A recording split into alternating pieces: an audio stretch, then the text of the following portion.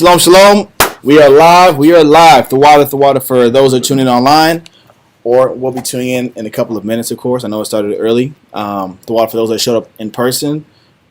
We got we have an unusual class today. We haven't gone over basics in I don't know how long, but we're back to the basics, as they say.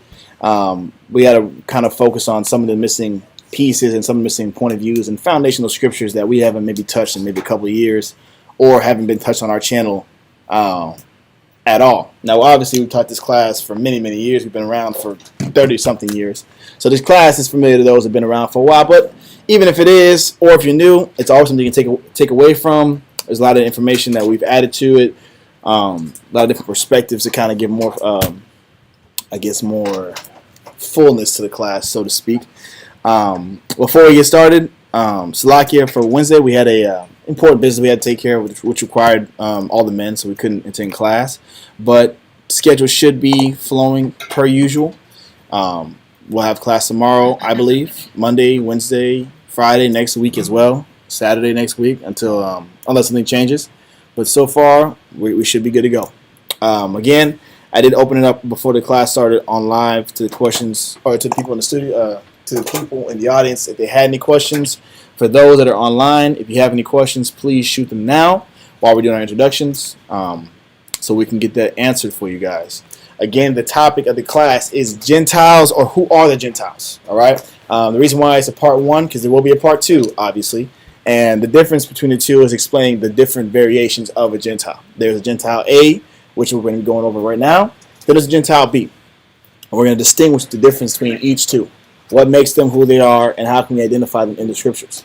Without further ado, shout out to Kawakab and his congregation and the work he does.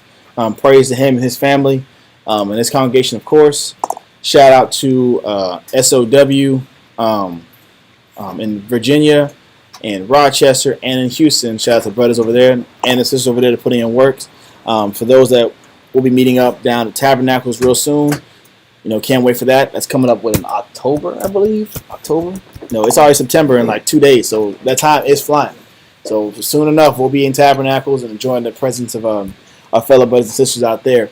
But until then, y'all keep fighting, keep being safe, and look forward to seeing you then. Shabbat shalom to all those that are online. The water for tuning in. Again, just for those that are coming in now, we're going over a Gentiles type class. Who are the Gentiles and how can we identify them according to the scriptures? Without further ado, let's get into it. So, the first thing we want to establish is the definition of a Gentile. So, I'm going to list out 3 points, and I want y'all to write them down because these are what we're going to be referring to for both classes. All right. So this definition does fit both classes, and it does intertwine with the idea that we're about to establish. So, Gentile. By definition, the 1828. First point.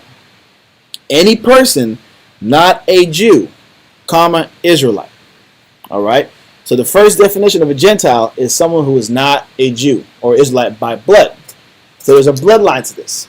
If you don't fit the bloodline, by default, you are considered a Gentile or a nation or a stranger or extraño, foreign, whatever it is. You're not a part of the bloodline. You're not a part of the so-called 12 tribes, the so-called Negroes, West Indians, Haitians, Dominicans, Central Americans, Puerto Ricans, Cubans, North American Indians, some Indians, Brazilians, Argentinians, Mexicans. Those are the 12 tribes: Judah, Benjamin, Levi, Simeon, Zebulun, Ephraim, Manasseh, Gad, Reuben, Asher, Naphtali, Issachar. We're slowing it down because we want to establish if you're not a part of those tribes, or if you're not a part of the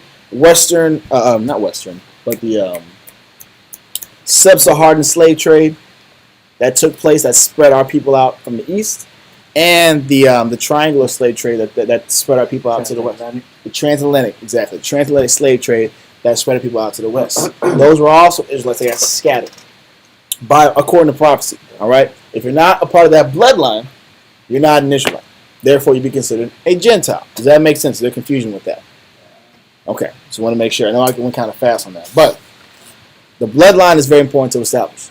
The second point, or second definition, is the Hebrews concluded that all tribes of men who had not received the true faith and were not circumcised were constituted as being a Gentile. Yes, sir, Nagaha. What are you reading from? 1828. Oh. Yes, I wrote all this down, but it was from 1828. Yes, sir.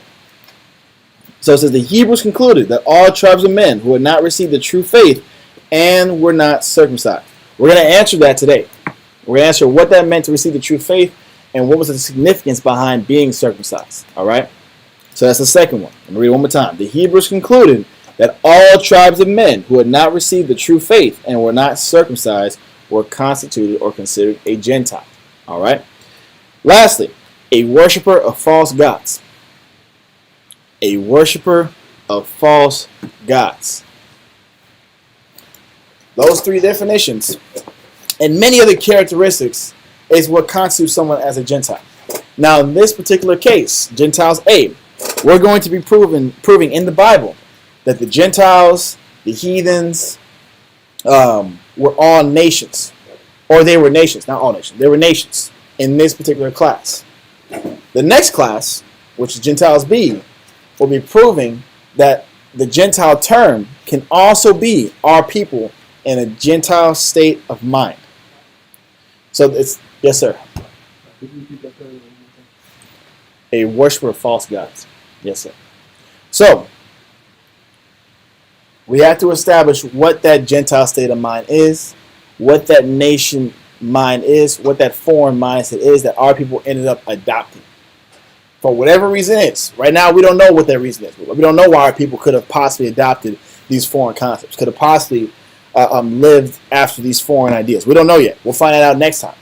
But right now, we're going to find out how were we originally established and how were the nations originally established. Does that make sense? Are we good to start? Perfect. Let's get it going. Deuteronomy 32 in verse 8 through 9. Deuteronomy 32 in verse 8 through 9. Question on the thread. It says, question, can you be a Jew by convert? Now, that question is again, are we talking about an Israelite state of mind, being a person who is not committed to following the Sabbath, a person who is not committed to following the law?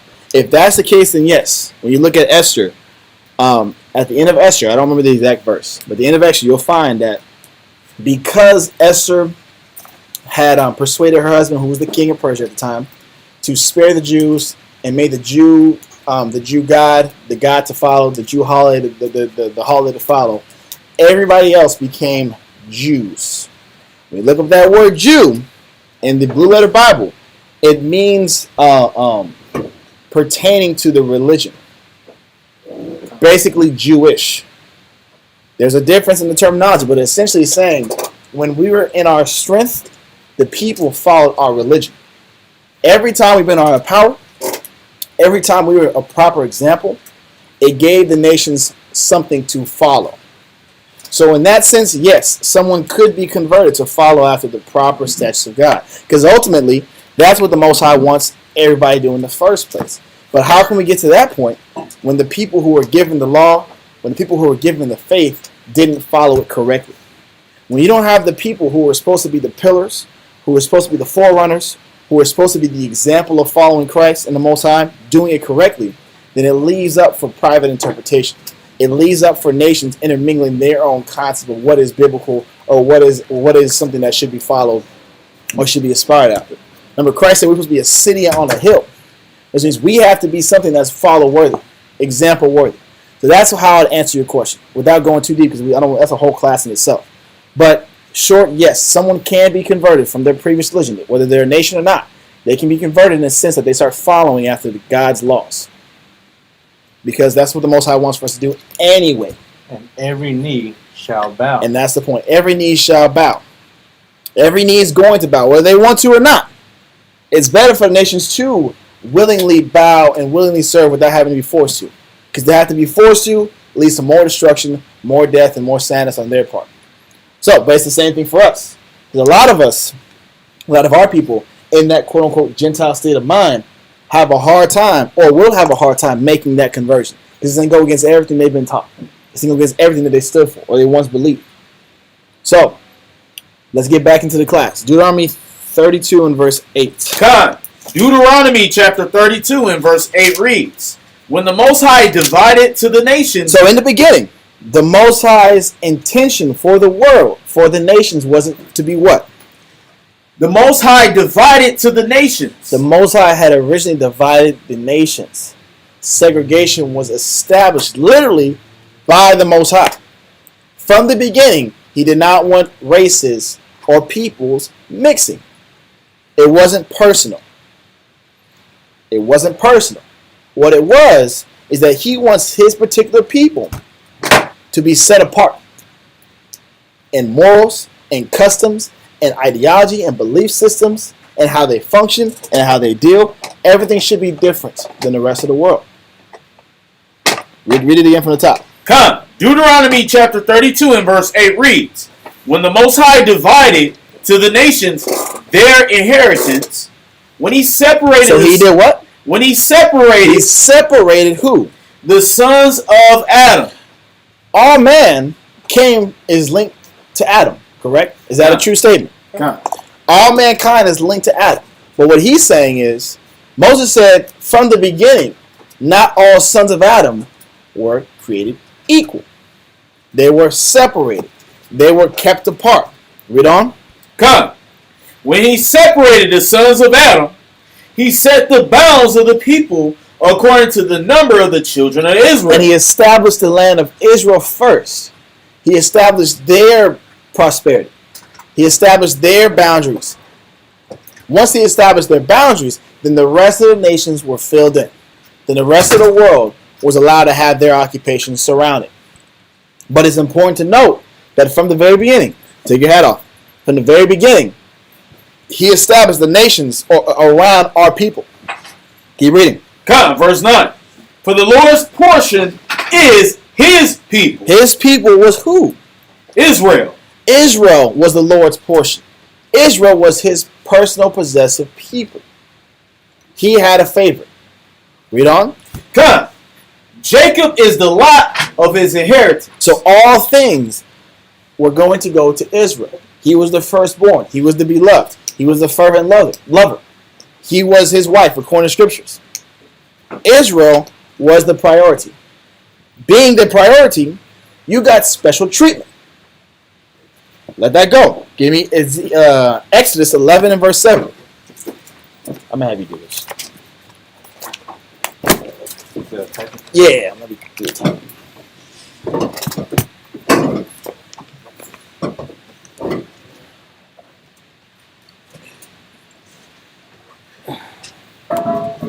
Alright. Exodus 11 and verse 7. Exodus chapter 11, verse 7. Yeah, read that. But against any of the children of Israel. So, against any of the children of Israel, the Most High was very strict, even at how you talked or thought about his favorites, his particular people. Read on. But against any of the children of Israel shall not a dog move his tongue. Who is he calling a dog? Is he talking about actual dogs? Or is he saying people? As a person who is not an Israelite, as a nation, as a Gentile, if you even talked against his people, you were referred to as a dog. That is a condescending statement. Modern day times, you'd be canceled. Christ would now be a part of cancel culture. The Most High would now be a part of cancel culture. If they saw that you were called a dog in the Bible, if you weren't an Israelite. That's not politically correct. It is definitely not politically correct. It's hurting a lot of feelings. It's hurting about 6 billion people's feelings. If not more. There's a lot of people getting hurt. And they find out the Most High looks at them in this way. Read it from the top again. Exodus chapter 11, verse 7. But against any of the children of Israel shall not a dog move his tongue. We're going to prove that point. Give me Mark 7 and verse 26 through 27. Mark chapter 7, verse 26. Mark. Hold that in Exodus 11 and verse 7. Why are we going here? We have to establish from the beginning the Most High looked at us very differently and held us to a very high standard, which also shows when you compare all of our other classes and all the other classes and Sabbaths that we've dropped, why he was so angry with us. If you give someone the world, you give someone the title of superiority, you give someone so much special treatment, for us to sit here and still backslide is highly offensive. That's why he takes it so personal when it comes to our people specifically. But read that in Mark. Mark chapter 7, verse 26. The woman was a Greek, a Syrophoenician by nation. So we're talking about a Greek. We're talking about a white woman. This white woman was talking to Christ, having a conversation with Christ. Read that in verse 26. God, a Syrophoenician by nation, and she besought him that he would cast forth the devil out of her daughter. She heard the miracles and the works of Christ. Anybody in their right mind would want to be saved by Christ if they heard what he was doing. If they heard he can cast out demons, why wouldn't you? Regardless of what nation you are, why wouldn't you want to get saved or get healed? That's just logical. Read on. Verse 27. But Yahushua said unto her. But how did Christ respond? What is Christ saying? I don't know why most churches read over this, like this doesn't exist. But what is his response to this woman? We're not going to act like Christ was just all lovey-dovey and compassionate to every single person walking on earth. That's not what was happening. He had favorites too. There's a reason why he says he doesn't find it robbery to consider him like the Most High, because they thought the same. They thought the same. If the Most High was calling the people dogs back in Exodus, you don't think he's thinking the same thing about the nations? We're going to find out. We're going to prove it. Read on. Verse 27.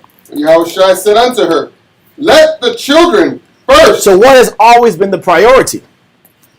The children of Israel. The children of Israel being filled. The children of Israel being satisfied, satiated, being enlightened, growing, educated, has always been to fill Israel first. Then we can start worrying about everybody else. Start worrying about healing the rest of the world. But we need to get our people back healed, rehabilitated as quickly as possible. That was Christ's mission. That's why he was sent down. That's why the Most High sent his only son down. Because he loved the world. He loved the world of Israel, not the entire world. We're going to prove it. Read on.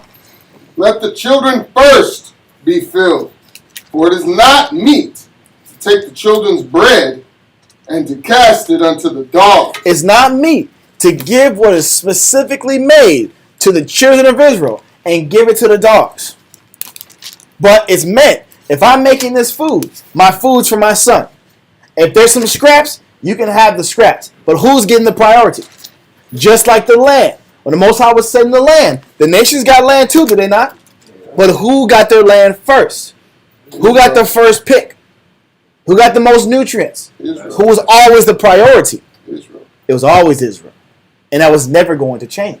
And this is what Christ is saying to this Greek woman. He says, it's not meet to give what's meant for the children. Read it again. Verse 27.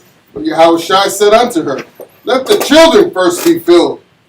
For it is not meet to take the children's bread and to cast it unto the dogs. You're a dog. In my eyes, in the Most High's eyes, and from the beginning, you are not as special or as valuable. Does that mean they can't get some nutrients? Does that mean they can't get the Bible? Does that mean the rest of the world can't be changed and can't be saved from eternal burning? No. But it does mean there's favorites. We're not going to pretend that the Most High doesn't have favorites. Just like you have favorites, just like you have a favorite food, you have a favorite place, you have a favorite car, you have a favorite shirt, you have a favorite pair of pants, you got favorite shoes. We're creating the Most High's image. If we've got favorites, you don't think he has favorites? That's just logical. And he's telling you, this is how I look at you.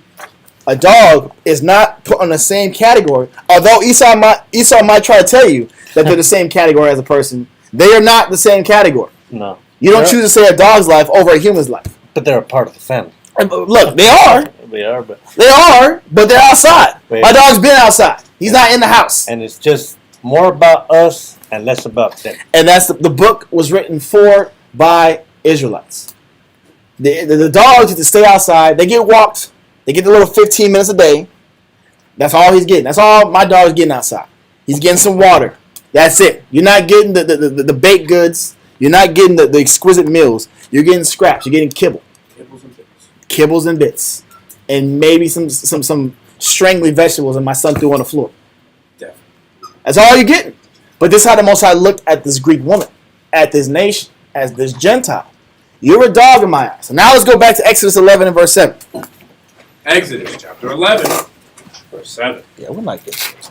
But against any of the children of Israel shall not a dog move his I tongue. mean, you better not offend the children of Israel, because now the Most High is coming after you. You don't have the right to sit here and talk against my chosen people. Read on. It says, against man or beast, that they may know. So you can't even talk against their beast. You can't even have an opinion against an Israelite's animal. Don't talk about them. Don't talk about their beast either. You're in a servant's position. He's automatically putting the rest of the world in a servant position. The servant doesn't get to have an opinion on what the master does in the house. The servant does not get to have an opinion over what the Creator says about what's right and what's wrong.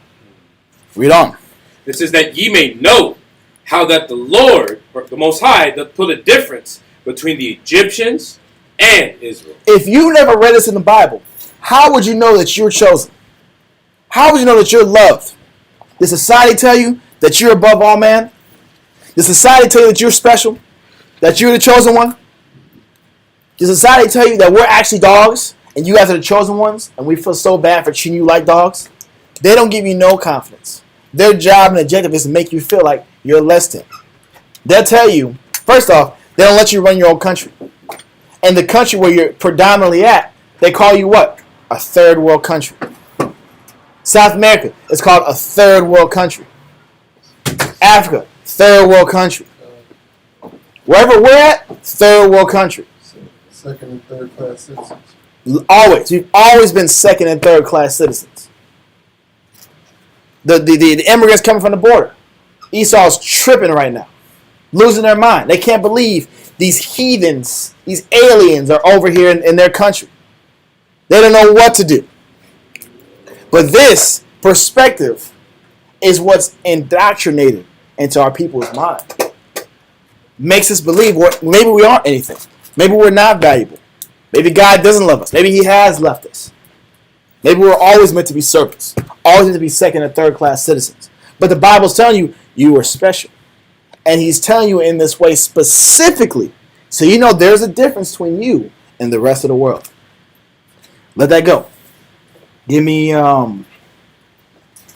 Psalms 147 verse 19. Because now we got to show, okay, what is the difference?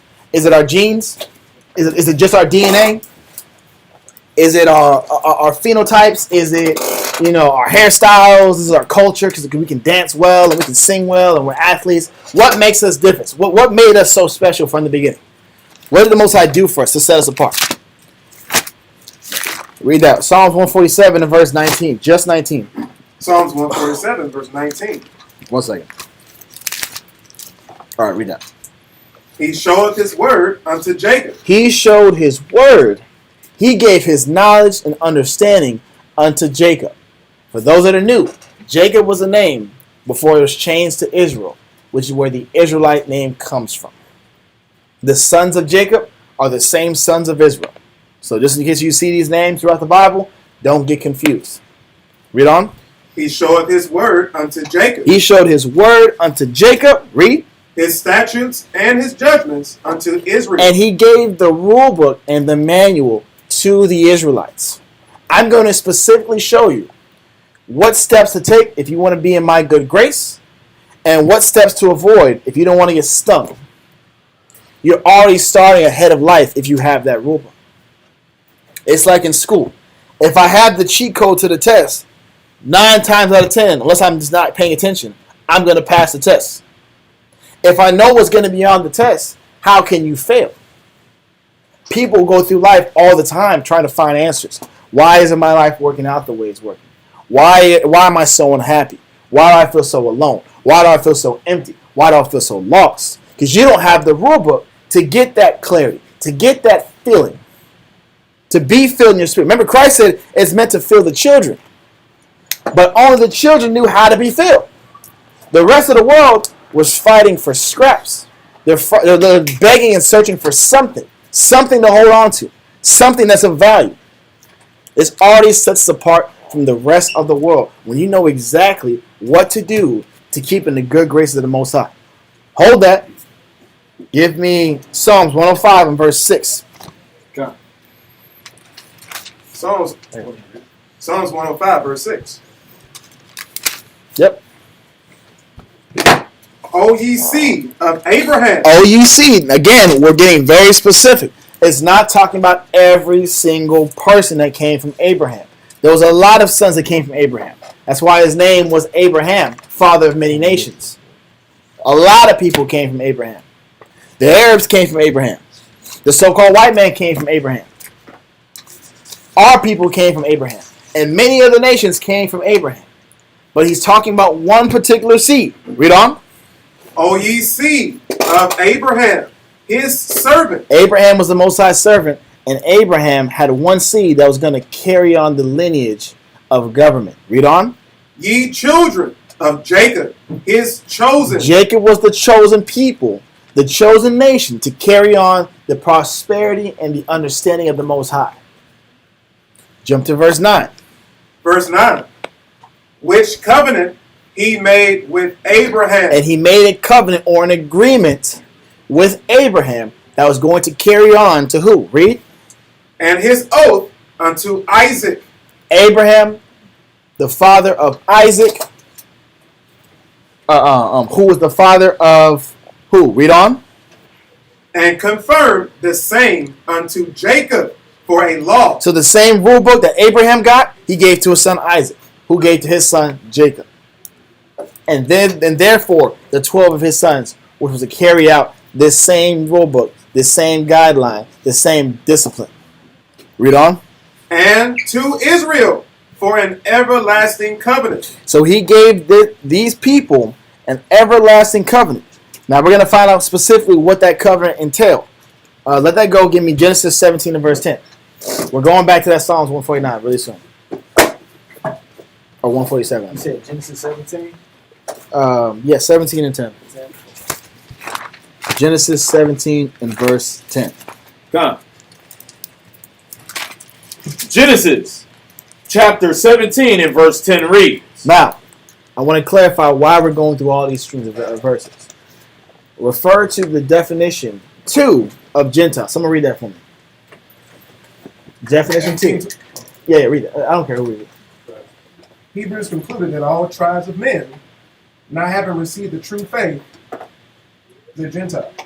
Yes, the Hebrews conclude that all tribes of men who had not received the true faith and were not circumcised were considered to be a Gentile. That's why we're going through these verses to find out what was this process. What was this true faith that we were supposed to receive that made you not a Gentile, aside from your bloodline alone. So, give me Genesis 17 and verse 10. Come. Genesis chapter 17 and verse 10 reads, This is my covenant, which ye shall keep between me and you, thy seed after thee. Every man child among you should be circumcised. So every man-child, every Israelite was going to be circumcised, but for what purpose? What was the significance of the circumcision? Does anybody know on the top of their head? The significance of the circumcision? Mm-hmm. A contract between the Most High and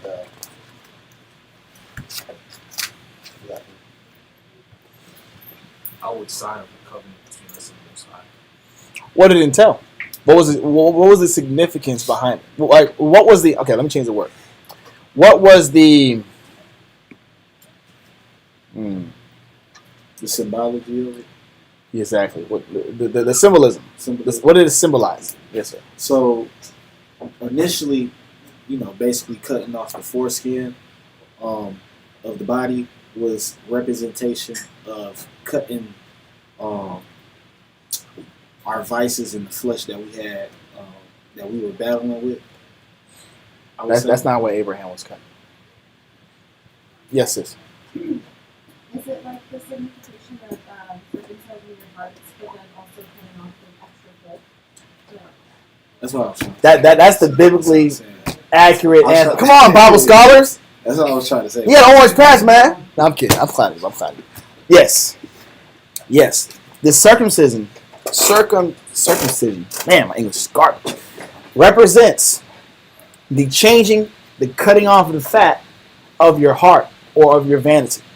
But what started it was Abraham, because Abraham was already like that. Abraham was circumcised to confirm he was already this person. We get circumcised now to aspire to be what Abraham was. That's what Romans 4 breaks down. That's what I was really referring to in my head. Romans 4 breaks down the significance is, if we are the sons of Abraham, like we say we're the sons of Abraham, then after we're circumcised, after we get in this agreement, we'll be of the same mind frame to be eligible to be a part of this covenant between us and the Most High. Because just because you're circumcised doesn't mean you're eligible for that covenant or that agreement. There's still some actions that have to take place to confirm that you are who you're supposed to be. So this is why it's not just bloodline or circumcision that guarantees you that protection or that superiority in Christ. It's the bloodline, it's the circumcision, but most importantly is if you receive the true faith in that. That's what Abraham was. He was the father of faith. Does that make sense? Is that too mystical and airy? Okay. So, thank you for that, sis. Thank you for the brothers. They're all good answers, but that was the answer that I was probably looking for a little more. So, give me back. Let's get back to Genesis 17:10. No. Give me Psalms 147 and verse 20. Because we showed that all the servants, or all the men children, are supposed to be circumcised in Christ, right? In the Most High. That was the quote-unquote symbolism to let the outside people know that, hey, this person is a child of God. All right? That's how it was done back in the day. Let's get back to Psalms 147. Deuteronomy 30 and 6 is What happened? Deuteronomy 30 and 6. 30 and Read it. 6. Read it. Deuteronomy 30 and 6. Deuteronomy chapter 30, verse 6. And the Lord thy power will circumcise thine heart, and the heart of thy seed, to love the Lord thy power with all thine heart, and with all thy soul, that thou mayest live. Now, I would hold that. Also, No, you're fine. Just bring it up next time. Bring it up for part 2. gotcha. Because that is ideally what the Most High wanted from us from the beginning. He wanted us to have this level of love and compassion and faith with Him, to be in that personal relationship with Christ from the very beginning. The problem is, we had the answers, we had the knowledge, we had the statutes and judgments, and that still wasn't enough to keep us faithful. And that's the sad part of it. But right now, we're dealing with the idea that we were established to be that faithful person, to be that nation in agreement with the Most High, to be the chosen people. It's important to set that stage, because if one people was chosen, then what happens to the rest of the people? And not chosen. Winners. If there's a winner, then there's a loser. There's always 2 and 2. So that's just in life in general.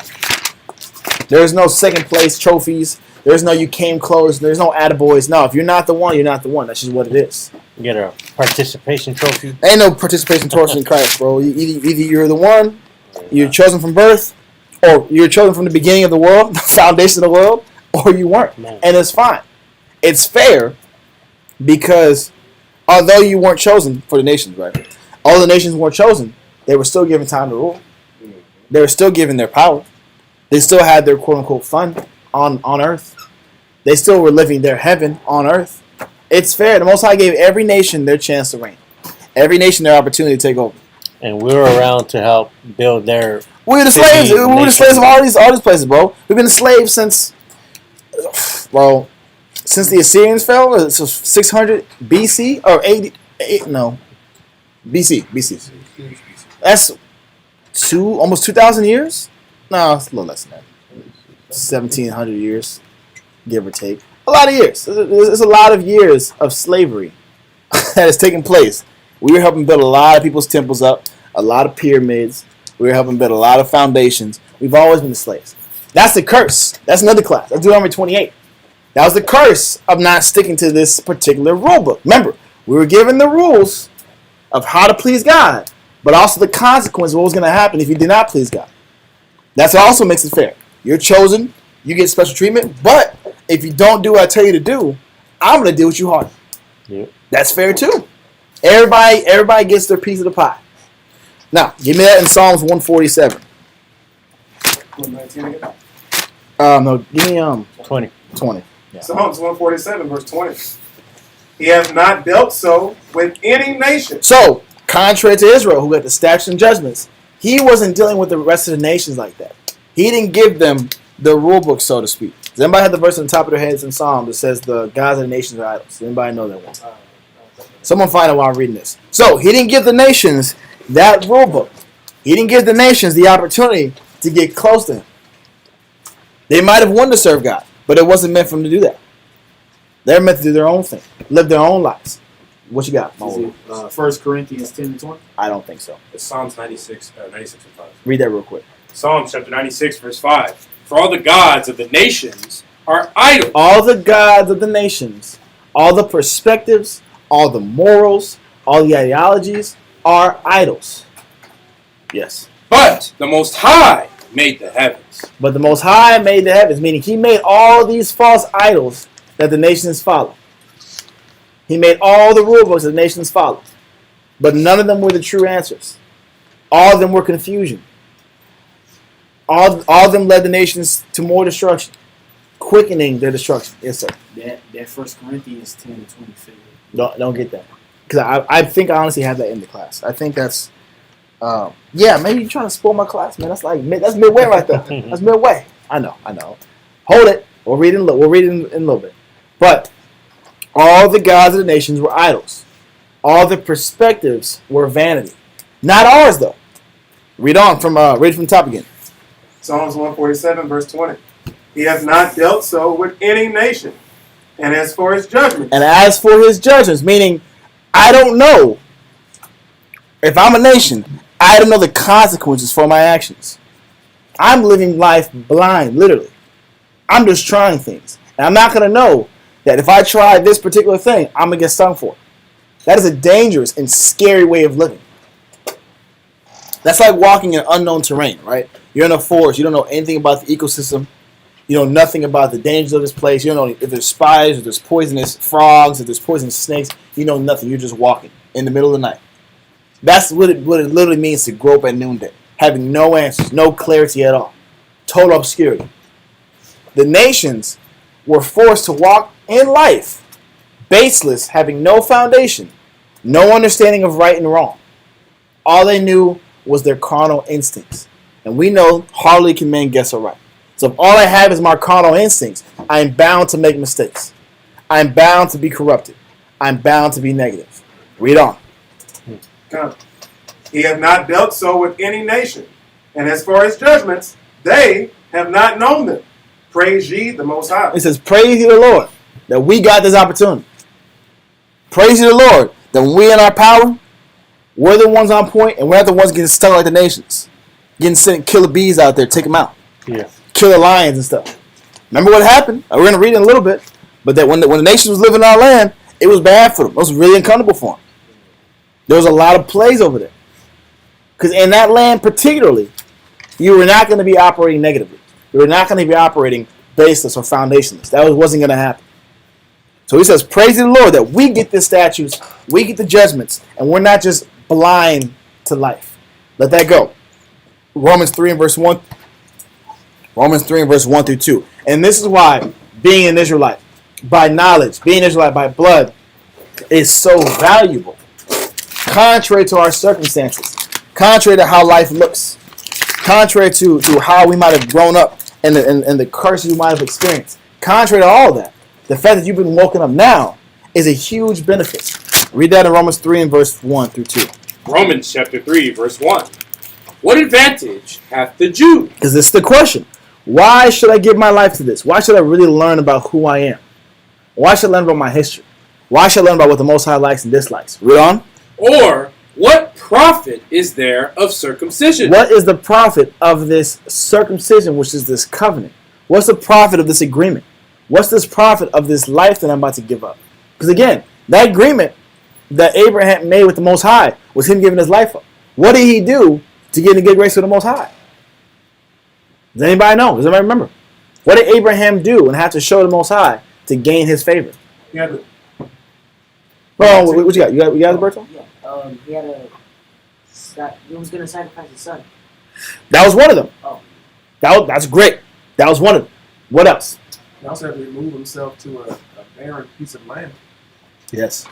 And that in itself, waiting for the actual, choosing a piece of land that it wasn't developed versus choosing a piece of land that already was also an act of faith, and being removed from his country to let go of his old self, his old identity, to take on another one, all in the name of the Most High, was also an act of faith. That's what I wanted to focus on a little more. It's not that the land was the problem. The land was blessed. Remember, it's the land of milk and honeys. But you're away from all your familiarity. For 70 plus years, all of his family, friends, relations, gone. Completely separate. Does that the scripture say so? I think it's in Proverbs 18. A man seeking wisdom does what? Must separate himself. Separates himself. And we're going to go there. But that's the point. The man of wisdom separates himself. He had to separate himself from those familiar spirits. He had to separate himself from those people that might have been negative influences. That confirms, that was the beginning of his confirmation of his faith. I left my comfort. I left my status. I left my power. I left my inheritance. I left my old life completely and started over from scratch. Don't know anybody. What are you going to say, Mom?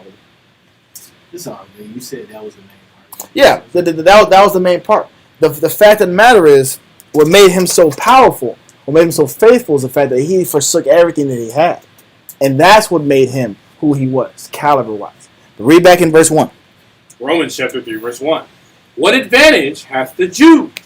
Or what profit is there of circumcision?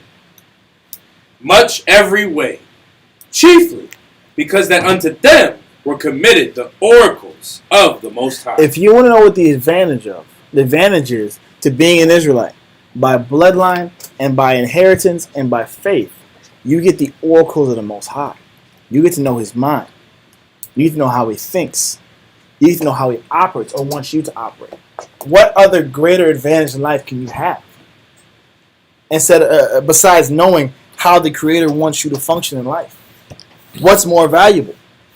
What's more advantageous? You can't get a self-help book better than this. You can't get an instruction manual better than this. You can't get a podcast better than this. Makes me think of like how nowadays, like, quote unquote, white privilege. Like, this is our privilege. Yeah. It's our Israelite privilege, bro. This is our strength here. But we don't read. We don't go through the scriptures line upon line. Come. Because you know why? Because if I go through the scriptures line upon line, it goes back into that other mindset. I'm going to have to let go of a lot of filth inside of me. I'm going to have to let go of a lot of customs and culture that might have prohibited me from being aligned with the Most High. Someone make sure you share the notes with Karai. I know he needed this class. I'm sorry, brother. But it's 8:40 out. It's 8:40 out. This is for you. So, all right. So that was the value and the importance of being an Israelite, being in this covenant, being in this agreement. You get the oracles of God. We got the oracles of God. What are the oracles of God? What does it do for you? Give me Galatians 3 and verse 26. Again, we're building something here. I know we haven't really talked about the nations yet, but we're going to get there. They got something coming for them too. Galatians chapter 3 and verse 26. You ready? I am. God. Galatians 3 and 26. For ye are the children of the Most High by faith in Yahweh Shai. My fault. Give me 25. Wait. Give me 24. Verse 24. Yes. God. 24. Galatians chapter 3 verse 24. Yes, 24. God. Wherefore the law was our schoolmaster to bring us unto Christ. The law, the oracles of the Most High, the original covenant, gave us the manual or the correct path to get to Christ when Christ came down. If I didn't have a foundation, how hard would it be to get to Christ and think and operate in Christ in the proper manner? There's a lot of people, there's a lot of religions that carry around this book every single day and don't follow this book. Don't follow the ideas of the mind that this book is telling you to follow. There's a lot of people, a lot of nations that will have these words written in different languages. The Quran was taken from this book. For those that didn't know, they got their own versions of the same words with their mixed ideologies in there. We got to add that in there. The plagiarized version of It's the Bible. plagiarized because they don't have the proper foundation. If you don't have the proper foundation, then what do you do naturally? You start filling in the blanks. You fill in the spaces you don't know about. Yes, sir. Quran just means recitation. It means to recite. That's perfect. It's a reciting of the information that the Prophet Muhammad heard or was taught by the Israelites. He didn't even write it. He just recited to his students, and his students wrote it down, or so they say, because Muhammad was illiterate, so he couldn't even read or write. So how much he might have recalled, come on, bro. That's whatever. It's like God having the 10 Commandments. Like, well, what's this? Yeah, does he have a book? I don't know. Can you read it for me, white We man? just tell stories around here. Look, bro, it's all oral stories.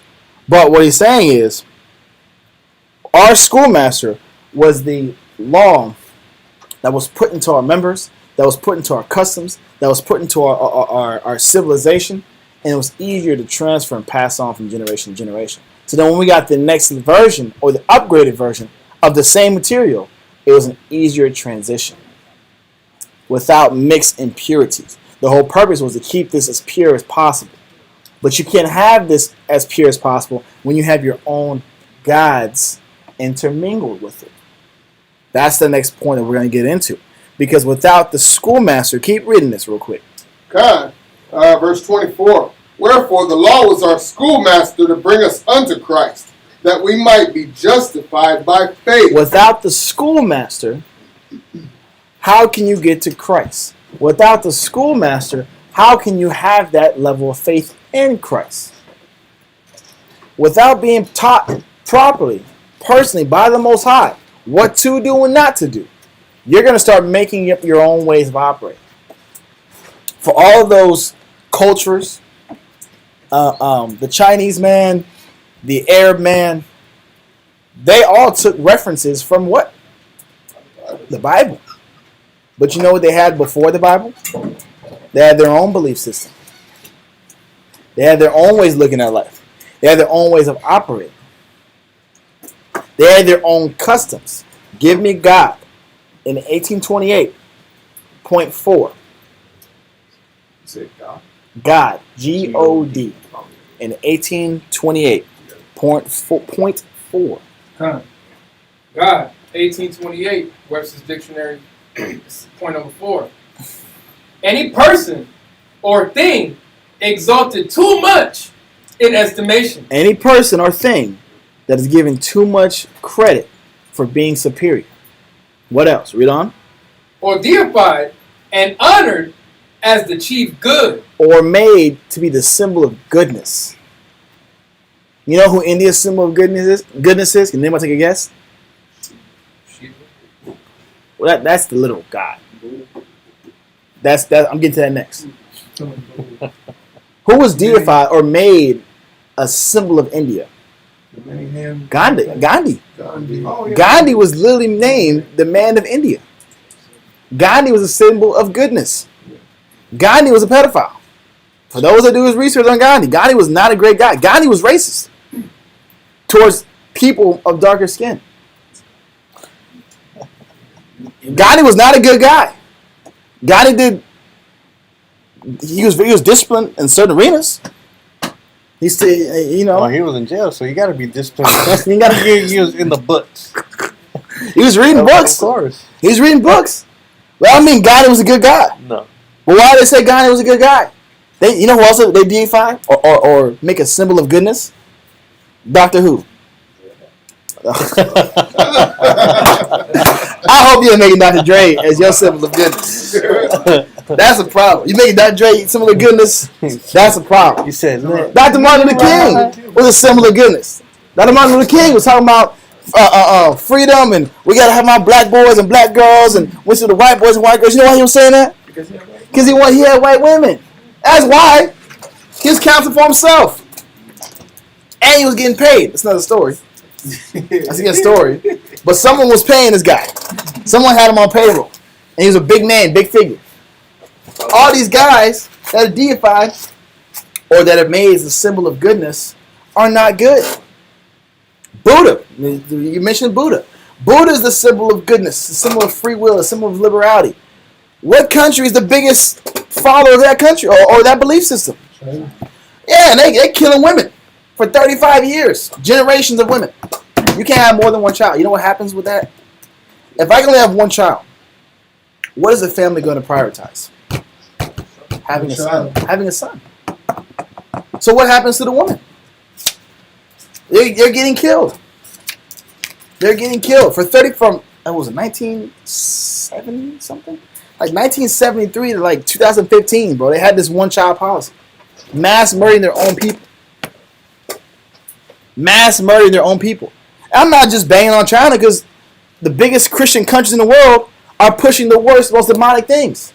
Pushing unethical surgeries on underage boys and underage girls. Because they don't feel like being their gender. They don't feel like conforming to who they were born or assigned at birth. Pushing pedophilia. Pushing bestiality. I don't know if y'all saw like a year ago, there was a bestiality parade in Germany. Yes! With their dogs looking sad. Them dogs looking sad. I know why they're looking sad. There's some crazy people out there dealing with dogs. Yes, sir. So you know the biggest practices in Tel Aviv? Yes, but I'm being very particular with my word choice. Yeah. You're right. Then we can talk about that all day. But I'm being very careful with my word choice because I'm going to show you why. That's later in the class. Why I still have to be very careful with my word choice, unfortunately. Because you can't even say what you want to say to these countries that have these negative mentalities. For example, Telegram. Y'all hear about the Telegram founder recently? Yeah, I did hear about that. The Telegram founder told France, I'm not giving you access to secret databases you can secretly spy on people's conversations. What just happened in is it Libya?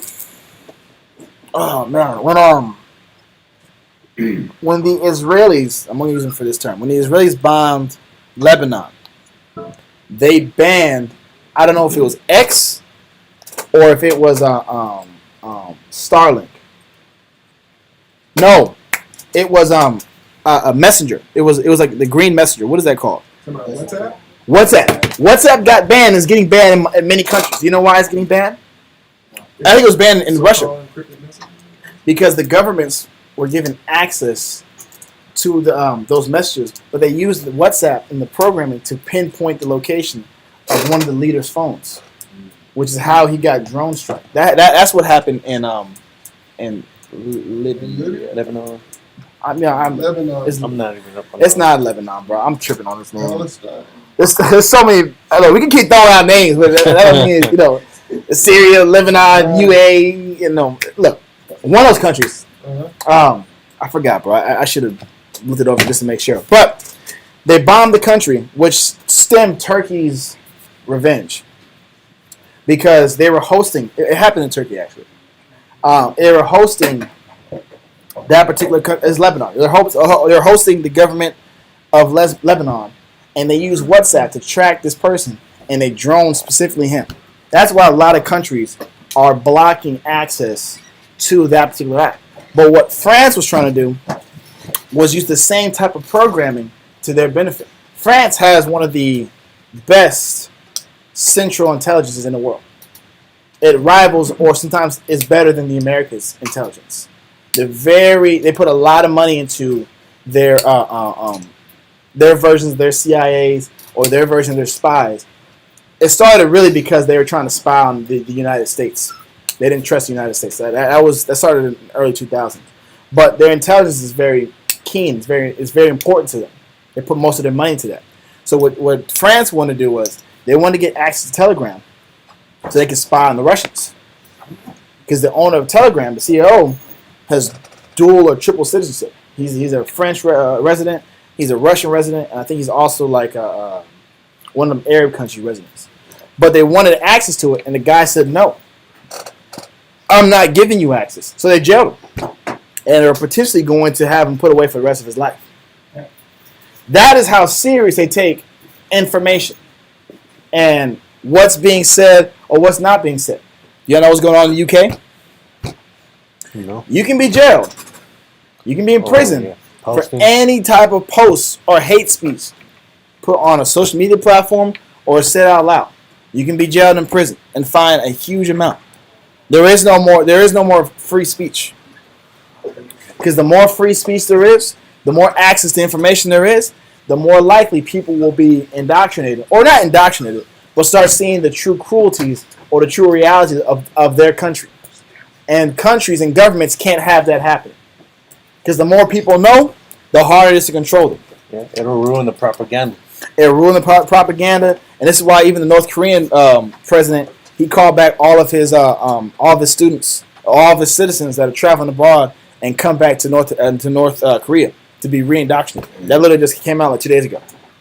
Because he knows the Western ideals, or the, not just Western, but Christian ideals, Buddha ideals, Hindu ideals, all these different ideals will be brought back into his country and slowly plague the ideology there. Why did I go into this long, drawn-out explanation? Really, I went into explaining how without Christ as the foundation, without Christ as the backbone, it leaves for private interpretation. It leaves for the mixing and mingling of perspectives. It leaves for anybody that can be constituted as a good person. Anybody can be a hero in society. No matter what type of dirt they're doing. You know, what's a modern-day hero? Guys like Abraham Lincoln. Modern-day heroes. This guy didn't even want to free the slaves. If you read his personal memoir, he said, if I could have stopped the war between the South without freeing the slaves, I would have done it. He only did it as a way to break the Southern economy, because Britain, the Bank of Britain, was funding the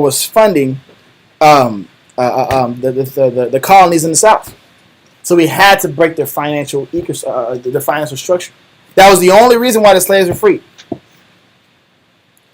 He was made a symbol of superior excellence, superior president, great guy. And this reports coming out that he was actually one of them alphabet boys. All these different things. Look, I've actually read some of the documents. They're kind of crazy. Kind of crazy. Can't prove it, because some people say it is, some people say it isn't. But I don't doubt it. I really don't doubt it. Considering that all of them are Freemasons. All of them tap into that side. So, what am I saying? I know for a fact he didn't want to free them slaves. So all y'all support Lincoln. Hey, bro, this guy was not a good guy. He wasn't for y'all. He wasn't for y'all freedoms. He wasn't for the Emancipation Proclamation. He only did because he had to. All right. So if the other stuff ain't true, hey, bro, he didn't care about you. He didn't care about your blackness. So being real with you, dog. He would have added slaves if he could have, dog. If it was beneficial to the North, he would have done it. Why am I saying what I'm saying? These guys ain't good guys just because they say I'm Christian. Just because they say I'm Catholic. How many reports do we have to get out of the Vatican, find out that these guys in the Vatican are down bad, doing unspeakable things, unholy things. The holy men are doing unholy things, but they follow God. No, they don't follow God.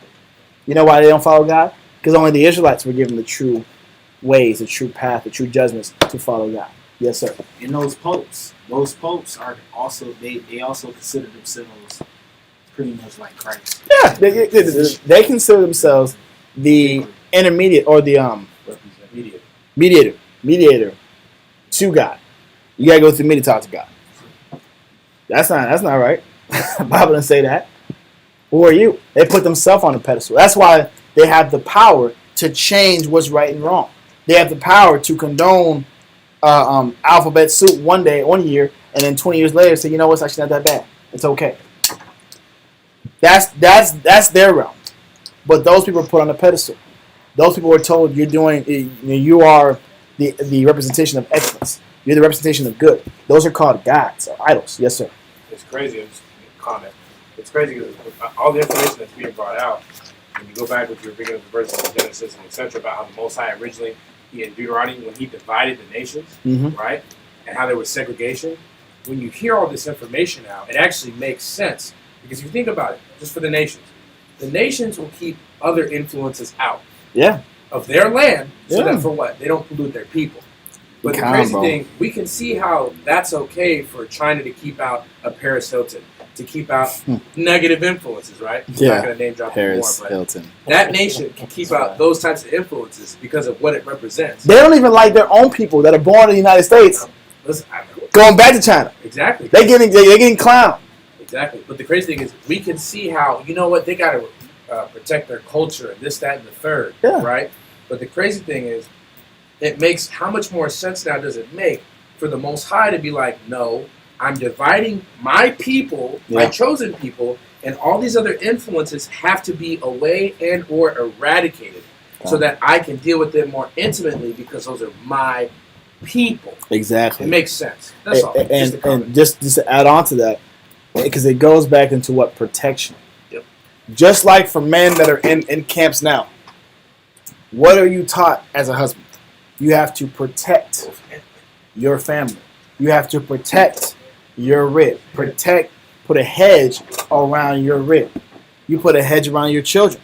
Because if you do not, and you think things are sweet, just because you talk the Bible every once in a while, and you give them too much liberty, what is it going to teach? Bad habits, evil lessons, wickedness. Now you got to deal with the results of those evil lessons. For your children, if you don't establish anything into them as they're growing up, they're going to cling into whatever is around them. I was having a conversation with a brother the other day on the importance of a camp body. For those that don't believe in a camp body, let's just look at the effects of a child. A child is not created or morphed, or their perspectives of life are not morphed by the parents. Did y'all know that? The child spends more time with who? Their peers. Outside influences. A small portion of their life is actually with their parents. Who you're around. Now, again, I saw this in a worldly setting, right? They say that, whatever zip code you put your child in, whatever area, that is more than likely who they will be when they grow up. Because those are the perspectives. Those are the ways of viewing things that their child is going to attain to. Esau understands this very well.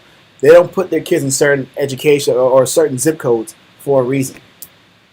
Because they feel like if I put them in this zip code, they'll have a better education exposure. They'll have more motivated people around them to being whatever.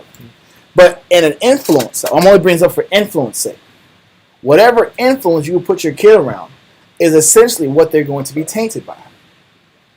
If the influence you're putting your kid around is very liberal, is very free will, although you might be strict and conservative in your household, you don't know what's being indoctrinated into your head for 8 hours a day. For 10 hours a day, because 2 hours extra for sports. All these different things they're seeing every single day that's literally reprogramming their way of thinking.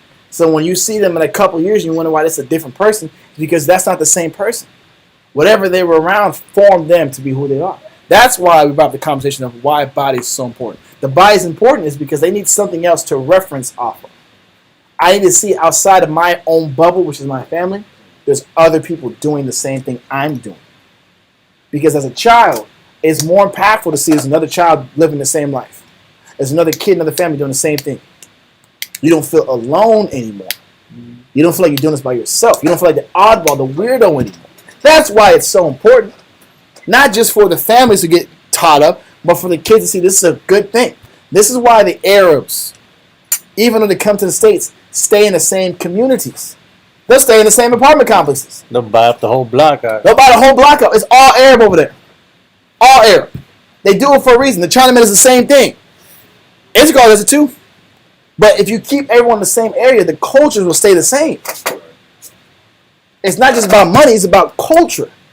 If all I'm seeing for women, for young girls, if I can be in two places, I can be in Esau land where no one wear hijabs, then you're going to start doing what? You're going to hate hijabs. Because the head covering doesn't look weird to everybody else around you. Or I go to the same zip code where everybody else is Muslim and Arab, and everyone's wearing hijabs. I'm not going to feel so weird anymore. I'm not going to feel so secluded, out of place, alone. There's a lot to a kid's psyche, more than you might think. I grew up in the truth. I've been in the truth. I've been during a time when all these Israelite kids went to the same school. We got in trouble, but at least, you know what? Hey, bro, we were all doing the same thing. I was seeing a black Israelite across the hallway every period, or in my class. All throughout the grades, from 6th grade, 5th grade, 4th grade, 3rd grade, 2nd grade, all of us was in that joint. We had like 15, 20 of us in there. We took over the whole school. I'm not even lying to you. We ran the whole school for 6 months. It only lasted 6 months. But for 6 months, it was turned. But that did a lot, at least for me. I don't know, maybe I can give you a side of the story one day. But for me, that did a lot for me. I enjoyed it. I had fun. And then going to the Friday Sabbaths after class, as a family, as a unit, we were all together. We ate together. We laughed together. The kids was always playing. We were always having good times. We joked. We made rap music in the back. The aunties sung us fun Israelite Hebrew songs. All those stick in your psyche. You refer to all those fun times, those good experiences, when you're debating, do I want to do this when I grow up? Do I want my kids to do this when I grow up? You know the kids who didn't stay? The kids who bowed out, they only had bad experience in their eyes. They only talked about the negative. They only talked about what they didn't get out the truth. What they felt like they missed from the world. That's all their conversation. There's no wonder why they didn't stick around. No wonder why their heart and their mind went to a Gentile state of mind.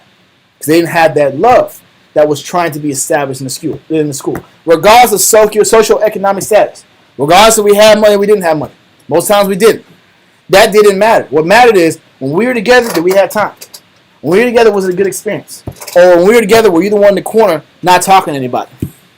Were you the one kind of distancing yourself all the time during every event? I took notice of that at least. I watched that. So I wasn't surprised when they weren't here anymore. Perspective matters. Experience matters. But most importantly, building a culture matters.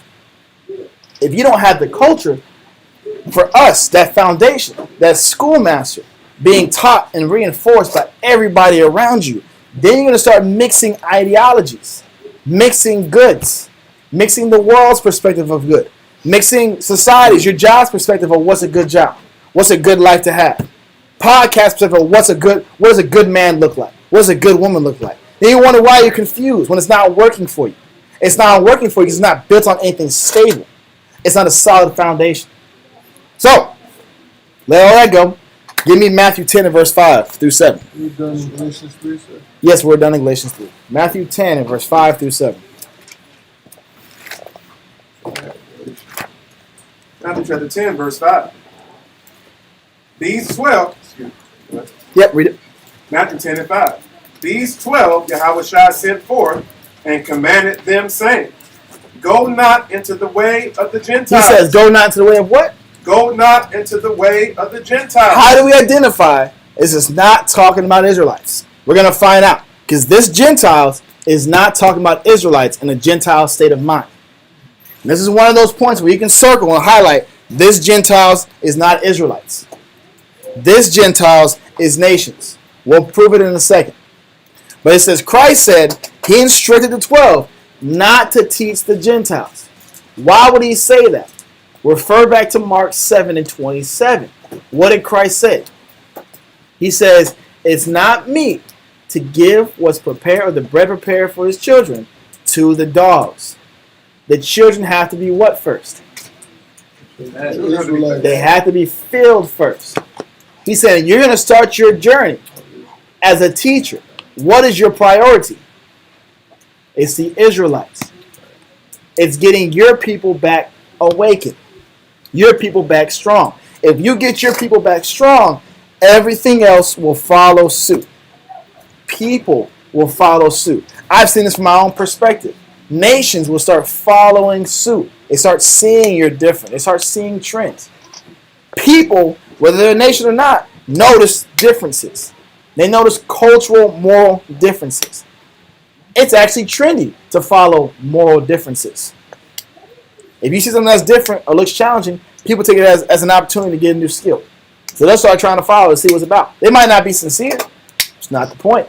It's a starting point for them. If I see this person's discipline, if I see this person is always on time, if I see this person always has a positive perspective on life, always talking about the importance of God, always bringing out his testimonies, always explaining how what he's doing, he loves what he's doing every single day. Regardless if it's emotionally tiring or vexing or not, he's always happy to be there. You don't think that has an effect on the people around you? When they're hating their job every day? When they're looking for outs every day? In our arena, in the trucking arena, people are looking for outs before the day even starts. They're getting high before the day starts. It hasn't started yet. It's 4 o'clock, and they're smoking trees. They're already escaping from their life. They're already running from their battle. Before it starts, you smell Black and Miles immediately when you get out of your car. And then after the work, what are they doing? Drinking. I got to relieve myself. I got to find ways to get this long day off me. So I got to do this tomorrow, and the day after that, and the day after that. That wears the mind and the conscience down on anybody. But you know what? You know what inspires someone? When they see someone right next to them doing the same thing they're doing, but has a positive attitude. I know for me, even the people in the world, they don't know God. They got a positive attitude every day. Has an effect on me. If I'm seeing a guy always happy and always smiling, like, man, this guy don't even know Christ. And he's telling me to cheer up. I got checked one time on that. I don't know if I was hurting or sick or something, but I was not having a happy face, bro. And this brother came and said, hey, man, smile. You're alive today. I said, damn, you're right. You're right. You're right, dog. It's Salaki. Sorry, bro. Hey, you good, man? It's a blessed day today. I'm like, damn, this guy is on point. That has an effect. That's inspiring. But he says the Israelites need to get that feeling first. Read it from the top again. Matthew chapter 10 and verse 5. These 12 Yahweh shall send forth and commanded them, saying, Go not into the way of the Gentiles, and into any city of the Samaritans enter ye not. It says, do not go into the way of the Gentiles, into the cities, don't enter. Why do you say that? Hold this, give me it's Kings. 2 Kings. Give me 2 Kings 17. 2 Kings chapter 17 and verse 19 through 20. This is how we prove that the Gentiles and the city of Samaria, because the city of Samaria was the northern capital of Israel. But we're going to prove that the people living in northern Israel at this time were not Israelites. They were nations. This is why Christ's preference do not go to this land. All right. 2 Chronicles. King. I mean, 2 Kings. 2 Kings. Hey, man. I know, man. I'm a bad guy. 2 Kings 17. Okay. And verse 2 19. Kings chapter 17, verse 19. Yes. Also Judah kept not the commandments of the Lord their God, but walked in the statutes of Israel which they made. I don't think this is it. Hold on. 1 second. No. Give me verse 6 first.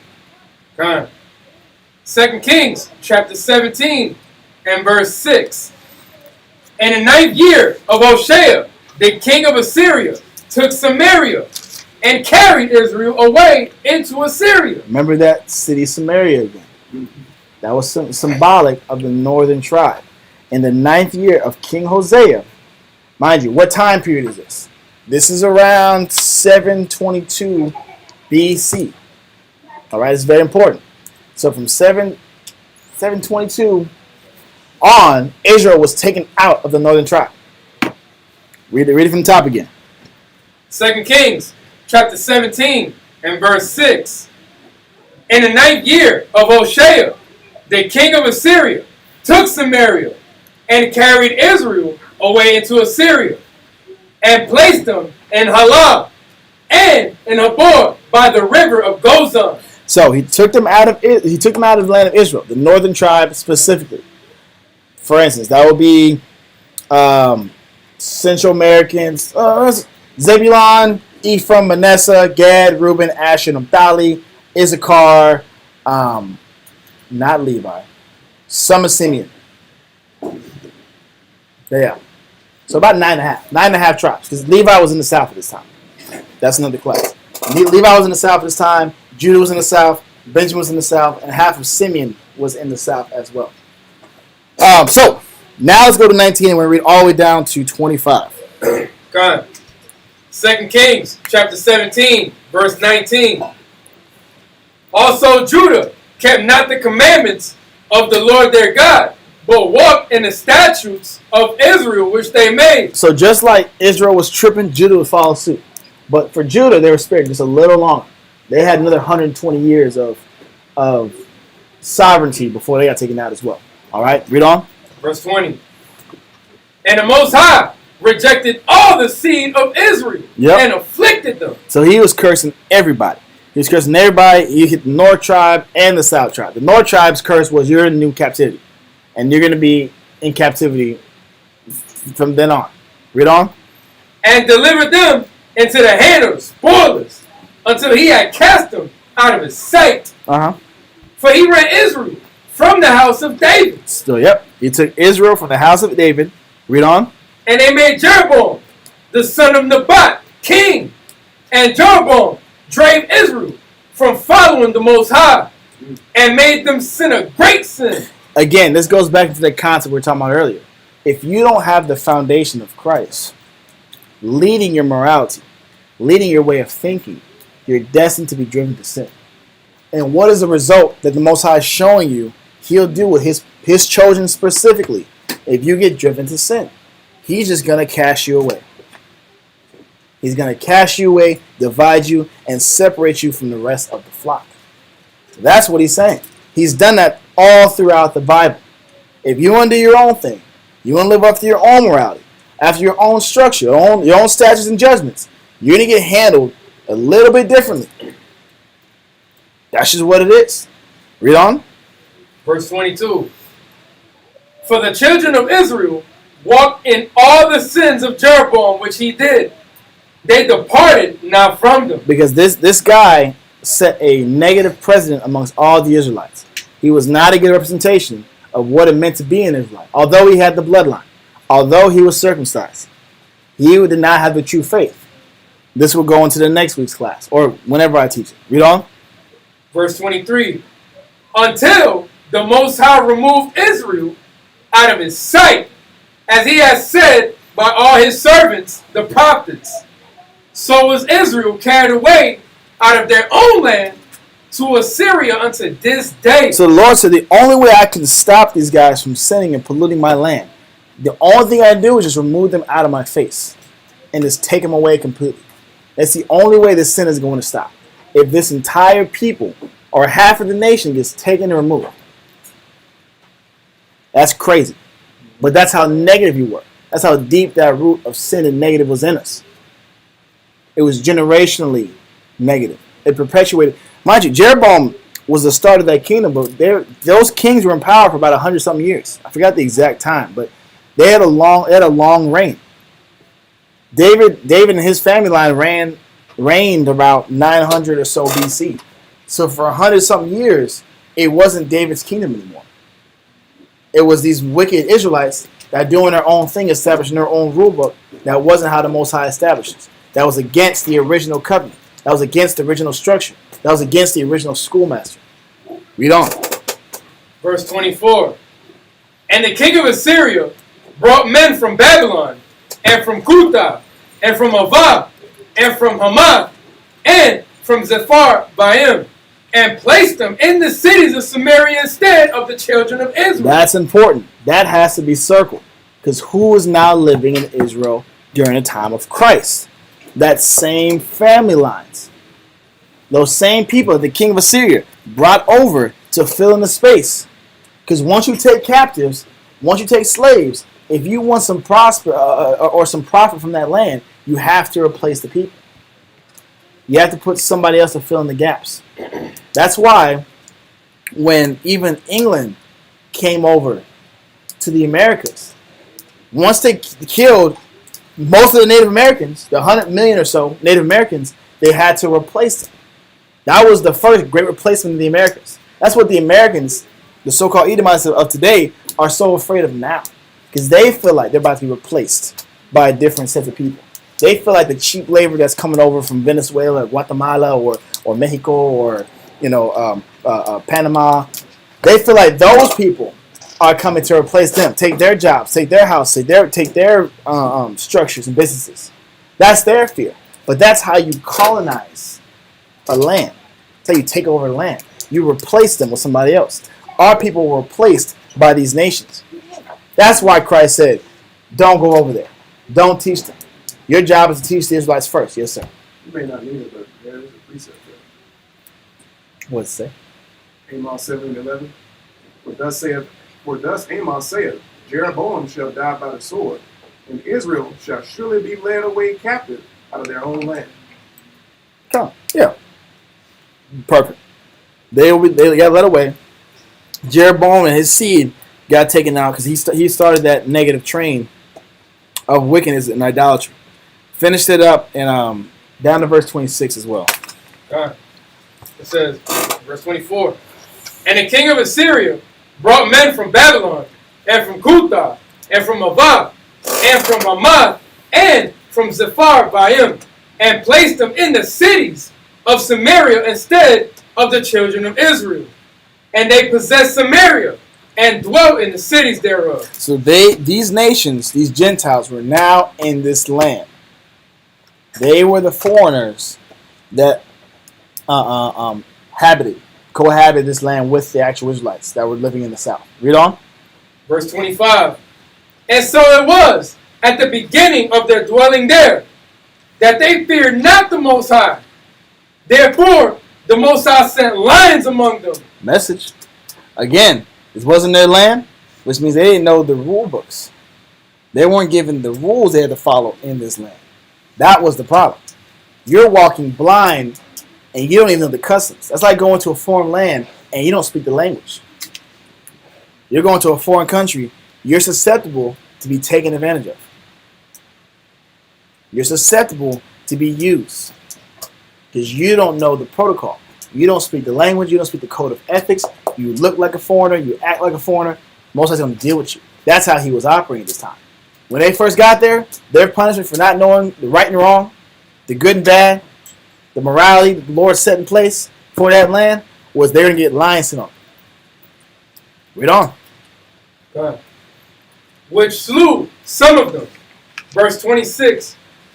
Wherefore they spake to the king of Assyria, saying, the nations which thou hast removed and placed in the cities of Samaria know not the manner of the power of the land. Bro. That's the point. From the beginning, they did not know the land or did not know the manner of the Most High of that land. They weren't given the rule book. They weren't given the structure. They weren't given the statutes, the law. Read on. Therefore, he hath sent lions among them, and behold, they slay them, because they know not the manner of the power of the land. The Most High was slaying and killing people because they didn't even know the structure and how it was supposed to run in that land. They didn't know how their morality was supposed to be in that land. But let that go. Give me back Matthew 10 and verse 5 through 7.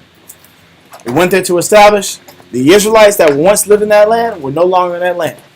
Now we have the offspring of those nations that were getting killed by lions up and down.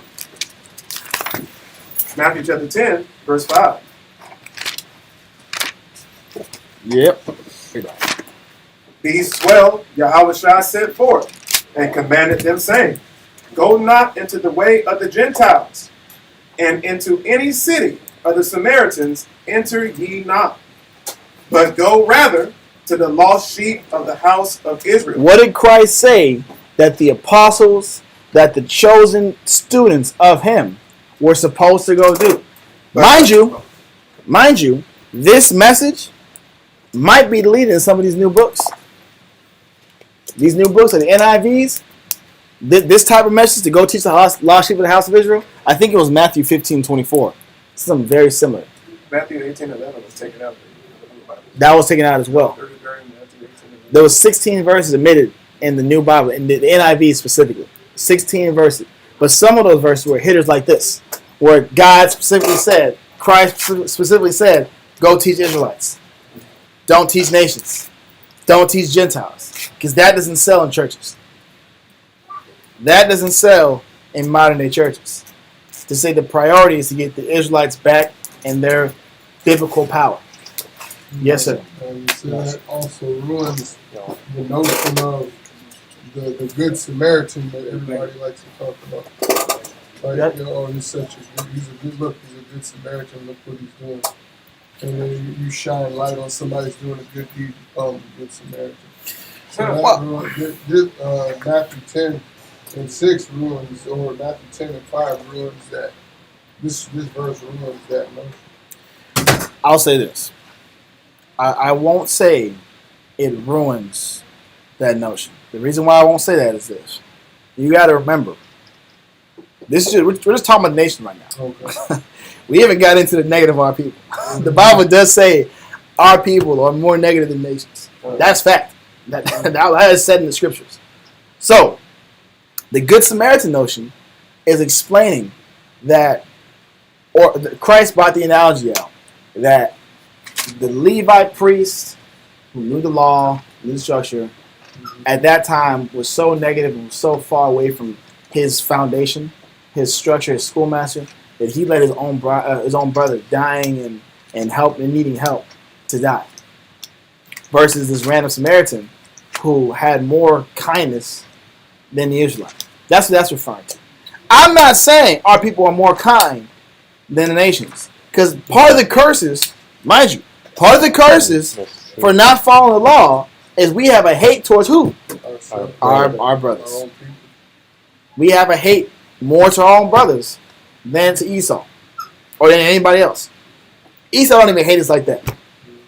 We'll kill each other more than we'll kill anybody else. Gangs are more hitting or more attacking their own people. The gangs are not trying to take down governments, wicked governments that are oppressing their people. They're not doing that. They're selling drugs to who? Their people. We're doing the most destruction to our own people.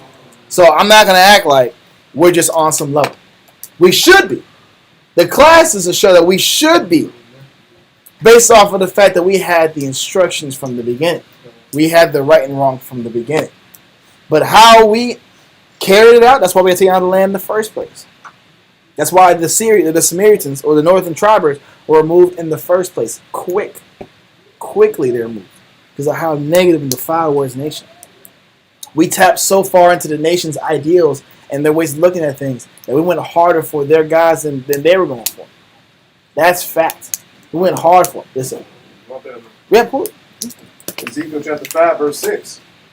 And she have changed my judgments into wickedness more than the nations. The Israelites, mind you, who had the statutes and judgments in the beginning? Israel. The Israelites. But what do we do with those statutes and judgments? And she have changed my judgments into wickedness more than the nations. More than the nations. We made them worse. We flipped them around. Read on. And my statutes more than the countries that are round about her. They rewrote the Bible verses more negative than the nations did. They put more filibusters in there than the nations did. That's what the Bible's saying. Read on. But they have refused my judgments and my statutes. They have not walked in them. God. There's another verse that said that we were more negative than nations. But that one works perfect too. And it makes more sense why Christ said don't go there, because not even those... We got more work to do! Those Assyrians that were in Samaria, those Israelites there that don't know they're Israel are even more wicked than those citizens. That's what I'm saying, bro. Like, look, why are you giving your efforts to these nations when our people are so sick? Our people are so sick and need more help. And it was meant for them in the first place. But Israel wasn't even there anymore. No, Christ in the southern tribe. He said, don't go on the Samaritans, because why would you go abroad when you got people in your face that need help? You got people that are doing injustice right in front of you. Teach them. Reform them. That's why they were so proud in Acts when they had a conversion of 5,000 followers. That's great works. They converted 5,000 people living in Judah that were doing negative and dirt to follow after Christ. That is huge. That's great works. And they were only left with 120. Yeah, after Christ died, yeah, kind of. They only left with 120 devout followers, but they took that 120 and flipped it to 5,000. Just off of the Israelites in Jerusalem alone. But the point was, we're not here to bash on Israel. We know we got problems. That's why we're in class every day. We know we're weak. But the point is, can I get built up in the spirit and give my time and energy to the people, to your Israelite brothers and sisters? The problem is, the best of our minds give our minds our own prosperity. There's a documentary, not documentary, but this is kind of a known fact. The reason why third world countries never become second world or never can elevate to first world countries is because they understand if I get educated enough, I don't got to be with the sick anymore. I don't got to be with the low and poor anymore. The best of the minds in Haiti don't stay in Haiti. The best of the minds in South America go where? Canada, United States, or Europe. The best of the minds in Africa don't stay in Africa. If you take the best of the best out of the country will never evolve. It'll never grow. It's the same concept in Israel. You take the best of the best in Israel, what do the best of the best normally do? What do the Pharisees normally do? Either they become rulers and oppressors of their own people, or they tap into other ideologies, i.e. the Greeks. That's next week's class. I'm going to do me. I'm going to tap into their ways of thinking. Their ways of thinking give me more money, more bread. If I stay with these low and down Israelites, I'm not going to progress in life. This is the mentality of the quote-unquote powerful, or the quote-unquote skilled, or the quote-unquote rich. They choose to give their mind, their talents, and their abilities to the nations and feed the nations, but suffer their people. But Esau understands this. We don't understand. We don't understand. You know what? If I have talents, if I have abilities, where are those abilities? Where does Christ want me to put those abilities? Christ told his disciples, put those abilities towards your people. Don't go to the nations. Don't go to them. Your priority from the beginning was your people. Does that make sense? And if you pay attention to the Sabbath classes, it's saying the same thing. All through the Bible, bro. This theme does not change. I don't care what people say about the Bible's manipulated. This is too strategically accurate. The theme stays constant throughout the entire Bible.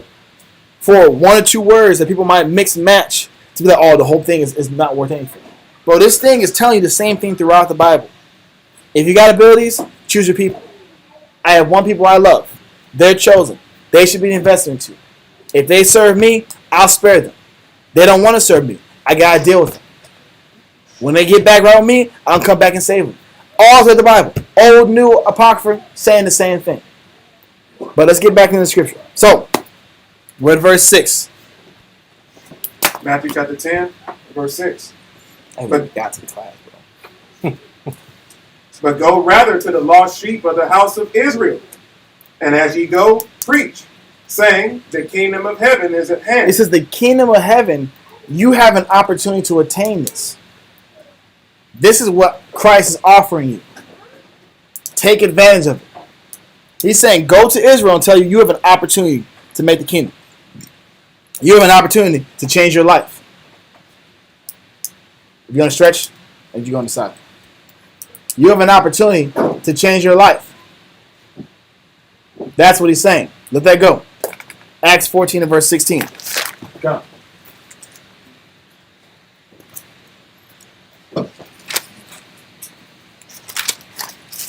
Acts 14 and verse 16. Come on. Acts chapter 14, verse 16 reads, who in time past suffer all nations to walk in their own way. He said, the reason why I don't want you to deal with the nations is they're doing their own thing right now. They're doing their own things. From the beginning, I've let them do what they want to do. I let them roll how they want to roll. I've suffered, or I've dealt with the fact that they're just going to be negative. I've accepted the fact that they're just going to be obstinate. They're going to be contrary to me. But you are not meant to be contrary. Let that go. We're going to actually hold this. We're coming back to this in a little bit. 1 Thessalonians 4, verse 5 and 3. 1 Thessalonians 4, verse 5 and 3. Starting at verse 5. So these nations are allowed to walk after Christ suffered. Christ and the Most High suffered these nations to walk after their own imaginations, their own lusts, their own ideals. 1 Thessalonians chapter 4, starting in verse 5. Actually, And then chapter 3, give me right? give me 3. Give me 3 first. 3 first? Yeah. 1 Thessalonians chapter 4, verse 3. For this is the will of the Most High. Give me 2. Give me 2. Slack. Verse 2, God. 1 Thessalonians chapter 4, verse 2. For ye know what commandments we gave you by the Lord Yahushua. As students, we know the ideals, the morals, and structures and the system that we have to follow to stay in the right mindset with the Most High. Read on. Verse 3. For this is the will of the Most High, even your sanctification. There was a part of this lifestyle that you're supposed to follow and maintain if you want to stay clean in the eyes of the Most High, contrary to what the nations do. Read on. That ye should abstain from fornication. That you should abstain from fornication. What is fornication? Anybody know what fornication is? It should be dealing with the... In a way. In a way, but not. That's not surgical. In the spiritual sense, dibbling, dabbling, basically dealing with the other, like outside, powers outside of the Most High. Yes, that's one of the aspects. And then committing adultery, unscripted. And that's what I'm going into. In this case, the fornication is sexual immorality. There is an immorality that the nations, a promiscuity that the nations will promote and allow that isn't Israelite customs. He says part of the way, or part of the will of the Most High, or commands of the Most High, is you keep yourself from being promiscuous. You keep yourself from being, I'm trying to use nice words here. You keep yourself from being polluted in the flesh, so to speak. Adultery pollutes you in the flesh. Whoredom pollutes you in the flesh. The alphabet soup pollutes you in the flesh. Again, I'm being very careful with my words here. But all these pollute you in the flesh. But part of keeping yourself clean and being sanctified, and what was taught to the Israelites and wasn't given to the nations, is the idea of not crossing fornication lines, abstaining from fornication. You got something? Look at Psalm 14 to 12. Yes. Read that. For the devising of idols was the beginning of spiritual fornication, and the invention of them the corruption of life. Yes, that's one of the fornications. Yes, sir. The idolatry is one. In this case, it's talking about sexual immorality. In this case, specifically. So read on verse 4. Oh, yeah. God, go ahead, sir. Verse 4. 1 Thessalonians chapter 4, verse 4. We're at. Yep. That every one of you should know how to possess his vessel in sanctification and honor. Because just like the Most High has always done, if you ever had a question about anything that goes into right or wrong, he's giving you the answer. If you want to know how to stay clean, sanctified, and honorable in the spirit, when it comes to this side of your morality, this is the lines you do not cross. If you want to stay clean and sanctified in his eyes, you want to be honored in his eyes. But the nations don't follow such rules. Read on. Verse 5. Not in the lust of concupiscence, which is unlawful or irregular sexual pleasures. That is literally what concupiscence means. Irregular pleasures and desires. Read on. Even as the Gentiles, which know not the Most High. Because the Gentiles operate in this mindset. Look at modern day society. Western civilization is heavy into this. I'm going to push any type of idolatry, although under the cloak of we all love God. They'll put on commercials now. They got, I don't know if you saw, I think it was the Super Bowl commercials last year when they had Christ in this this gay commercial, bro. Like this Tisha Borgia guy in this gay commercial talking about how he loved everybody with like the rainbow flags in there. They've been pushing this ideology for many, many years now. But that is how the nations have always operated. Because they weren't given the rules. Or they know the rules. But they don't follow the rules. Say like that. They don't follow these rules. We, however, being different, being set apart, are supposed to maintain these rules and these statuses. Read on. No, that's it. That's it. God. Let that go. Give me back. Give me a Romans 1 and 26 through 27. Romans 1 verse 26 through 27. So where are we at as far as the definition goes? In the Gentile definition, we established that the Hebrews concluded that all tribes of men who had not received the true faith and were not circumcised were called Gentiles. We kind of went briefly into that description, meaning if you weren't given the rule book, if you weren't given the instruction manual, you weren't given the statutes and judgments, you were going to be under that list of Gentiles because you're going to start mixing and maxing ideologies. And you weren't originally part of the covenant or the agreement. The second or the third definition was a worshiper of false gods. We're explaining now that this aspect specifically that the nations follow and enforce is part of their false god worship. The LGBTQ community is part of the false god worship that the nation has been pushing. Read on to that. Romans 1 and verse 26. Romans chapter 1, verse 26. For this cause, the Most High gave them up unto vile affections. For even their women did change their natural use into that which is against nature. The results of being concupiscent, the result of not abstaining from fornication, he changed the passions and the pleasures and the pursuits of men and women. Women no longer will pursue having children, growing their families. Women will now pursue chasing their careers, living their life, being a female boss, doing their own thing, abstaining from women. And then eventually that mindset will carry over into lesbianism. That's how that train of thought always transitions. Independent, don't need a man, now I'm a lesbian. It doesn't get any deeper than that. That's how it always goes. That masculine perspective is a curse sent by the Most High for those who maintain an erroneous opinion, for those who are reprobate in mind, for those who have not submitted themselves unto Christ, whether it be nation or Israelite. But these concepts were not meant for Israelites to be following after. These are Gentile states of mind. These are Gentile concepts that they try to push on our people every single day. Keep reading. Verse 27. And likewise, also the men. And unfortunately, the men are also susceptible to this type of persuasion, this type of changing, this particular curse. Read on. And likewise, also the men, leaving the natural use of the woman. Nowadays, many men don't even pursue women anymore.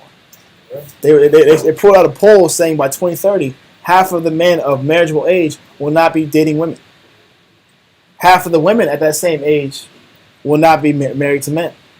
This is the trend that's starting to happen. If they're not dating women because they believe women don't want them, or they believe that women are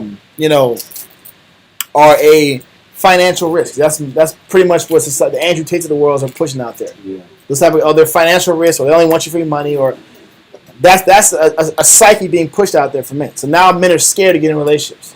Yeah, and Wow. they have like different titles like girl dad, or you got these stay-at-home dads. Well, that's the feminizing of men. But at least they're in relationships. At least they got kids. Yeah. We're talking about the people that they don't even want families, they don't even want kids, they don't even want any of that. Who raised your hand? You raise your hand, cry? Yeah. I just met a brother today at the mall. I believe it. He went from, natural use to unnatural use. Yeah. Like that. Like, I'm like, what happened? What happened is society teaches men that they're not desirable. Society teaches men that if you don't fit certain categories, you're not going to find a woman. Therefore, what happens is they start believing that in themselves. Therefore, they lose confidence. A man that has no confidence is not getting a woman. Just keep it in the being. Because naturally, women are attracted to men with confidence. So men don't have confidence anymore. Therefore, they're single. Women think they're above being with a man if he don't fit certain categories. So they're also single. So now we have two people leaving their natural use of each other. So what are they going to do? This is when the curse comes in. Read it from the top again. Romans chapter 1 and verse 27. And likewise, also the men, leaving the natural use of the woman. Why though? It says, burned in their lust. Because they're burning in their what? In their lust. When people are burning in their lust, they make bad decisions. Many men have made bad decisions being lustful, not controlling their impulses. Many women make bad decisions being lustful, not controlling their impulses. When you got men who leave the natural use of their woman and are still burning in their lust, they make foul debauchery. They make horrible decisions. Read on. And likewise also the men, leaving the natural use of the woman, burn in their lust one toward another. Men with men. It clarifies. These guys ain't just burning lust for women. They're burning lust for each other.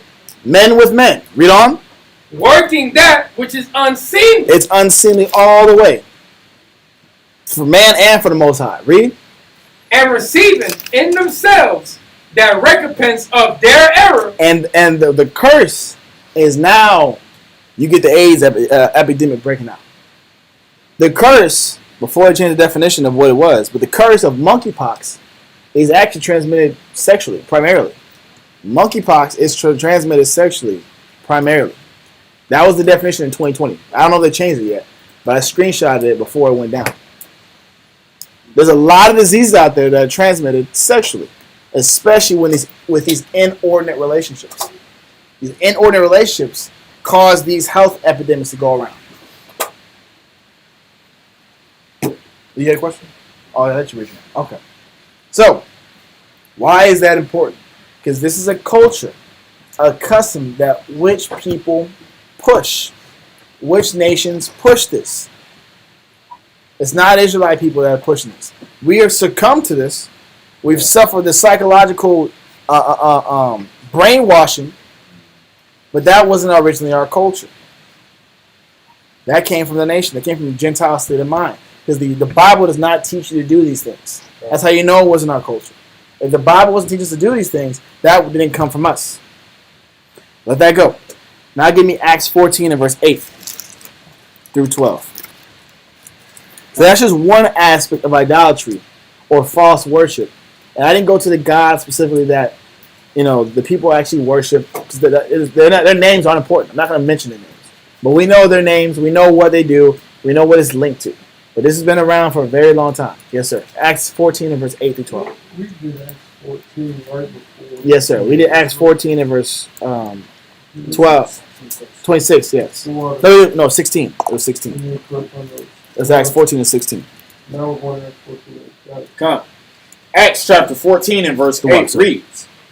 Hold on. Let me get there real quick. Let me get there. All right, read that one more time. Acts chapter 14 and verse 8 reads. And there sat a certain man at Lystra. Lystra is modern day Turkey. Read on. Impotent in his feet, being a cripple from his mother's womb. Okay. Who never had walked.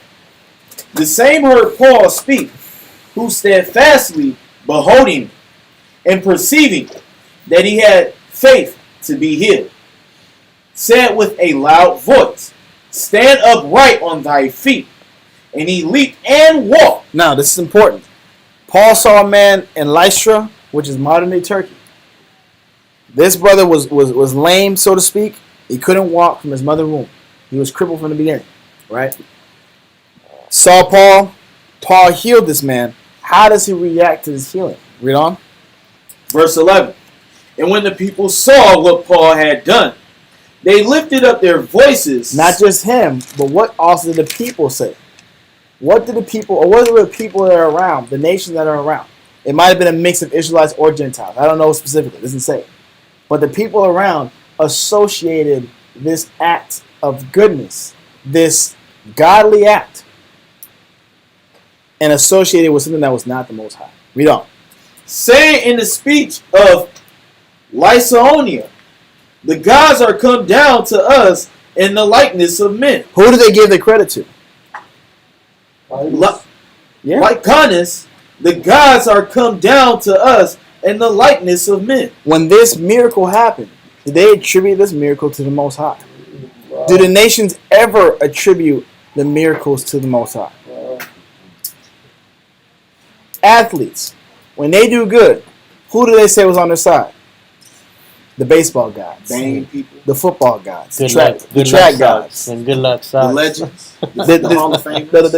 Look, they might throw Caesar Borgia in there here and there, but they're also saying, yeah, the baseball gods on my side today, the boxing gods on my side today, the kickboxing gods on my side today. The nations have always associated godly divine works or help as being a power that wasn't the Most High. Because they never knew the Most High. They never knew that everything that was constructed, whether good or bad in their life, was only and solely coming from the Most High. Whether this was Israelites saying this, or this was nations saying this, or it was a mix of both, these idols didn't come from us. We're going to prove it. Keep reading. Come. The gods are come down to us in the likeness of men, and they call Barnabas Jupiter. They call Barnabas Jupiter. What god? Where god did that come from? That's Roman. That's Roman mythology. which came from what?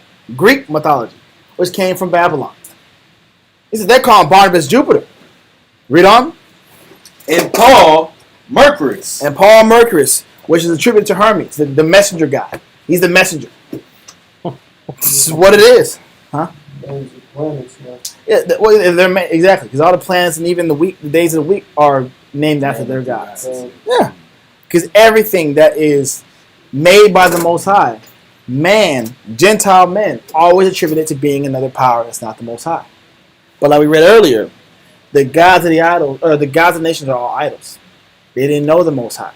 The problem is when we get into that mentality of falling after their idolatry, when we start looking after their gods as being our saviors, as being our heroes, as being the ones that are guiding our life. Keep reading. Because he was the chief speaker. Then the priests of Jupiter, which was before their city, brought oxen and garlands unto their gates. No, let it go. So now give me Romans 1 and verse 21 through 23. Yeah. Someone else give me Wisdom of Solomon 13 and 1. Romans chapter 1, verse 21. Whenever you're ready. I'm ready. Romans chapter 1, verse 21.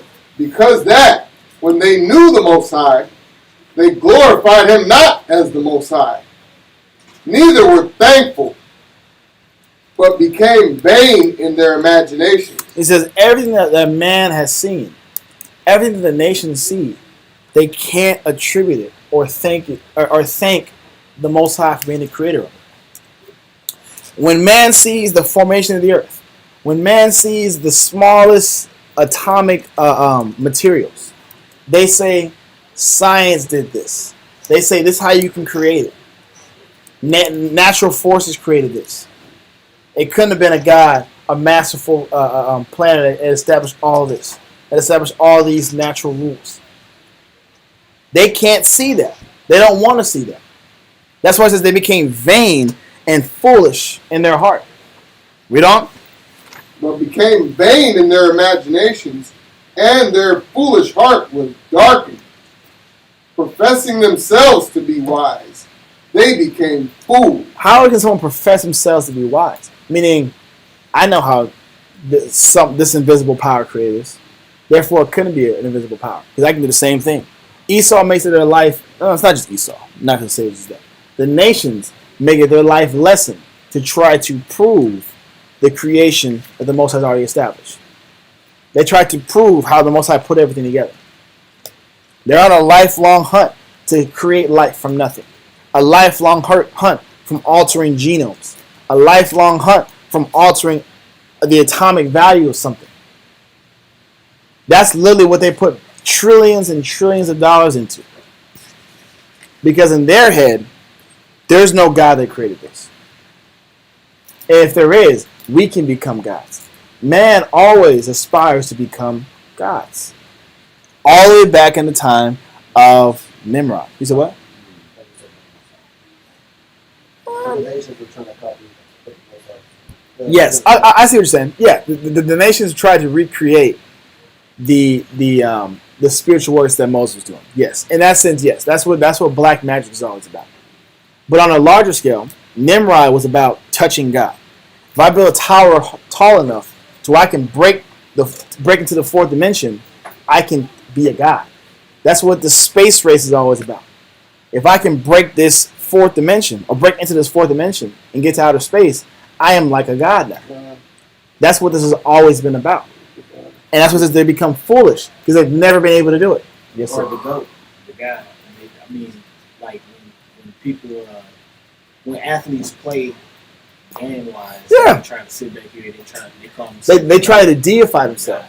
I want to be known forever. I want to be written in the history books. That is most vain people's aspirations. I want to be never forgotten. Because that's where a lot of gods or folklore gets created. A god is most times just folklore that was created and told over and over and over again and deified. It might have been someone's action that became deified. That's how it always is. But like Nimrod was deified. Nimrod was the man, but he was deified and became the symbol of not Talmud. Who did he become the symbol of? Yeah, the sun. He became the symbol of the sun. He became the sun. Or he became Cupid. He became many different things. But the point is, these men, they did great things in their timeline and were deified and spoken of as gods. But Moses says they became wise, or they tried to become wise, but actually they were foolish. Read on. In verse 22, professing themselves to be wise, they became fools and changed the glory of the uncorruptible power into an image made like to corruptible man. Exactly. They changed the corruptible power. Remember, why didn't the Most High show us an image of himself in Mount Horeb? Do you know why? They were going to basically form the Exactly. symbol of it and worship the symbol. Like Whatever they saw, worship was already doing. whatever they saw, they was going to make an idol of it. If they saw an insect, that was going to be the most deified insect in human history. If they saw a woman, that was going to be the deified entity.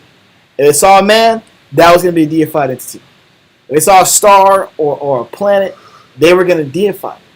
And that's why he said, I think it was in Deuteronomy 4, that I didn't show you an image of myself because I didn't want you to create an image of me. That's the first verse I go to when I meet a Christian on the street. I say, the Most High never told us to wear a star on our chest. Well, not a star, but a cross on our chest. Or especially a cross. Why would I symbolize? It goes into that Dia de los Muertos idea. Like, I'm going to celebrate. I'm going to celebrate his death. I'm going to celebrate the death of my. We're going to drink and toast it up and eat tacos all day to the death of my comrade. A couple of years later, like, that's not what Christ wanted us to remember. He didn't want us to remember his death. He wanted us to remember his life, what his life stood for. Meaning you're supposed to follow Christ's actions and be a mini version of Christ in your day-to-day life.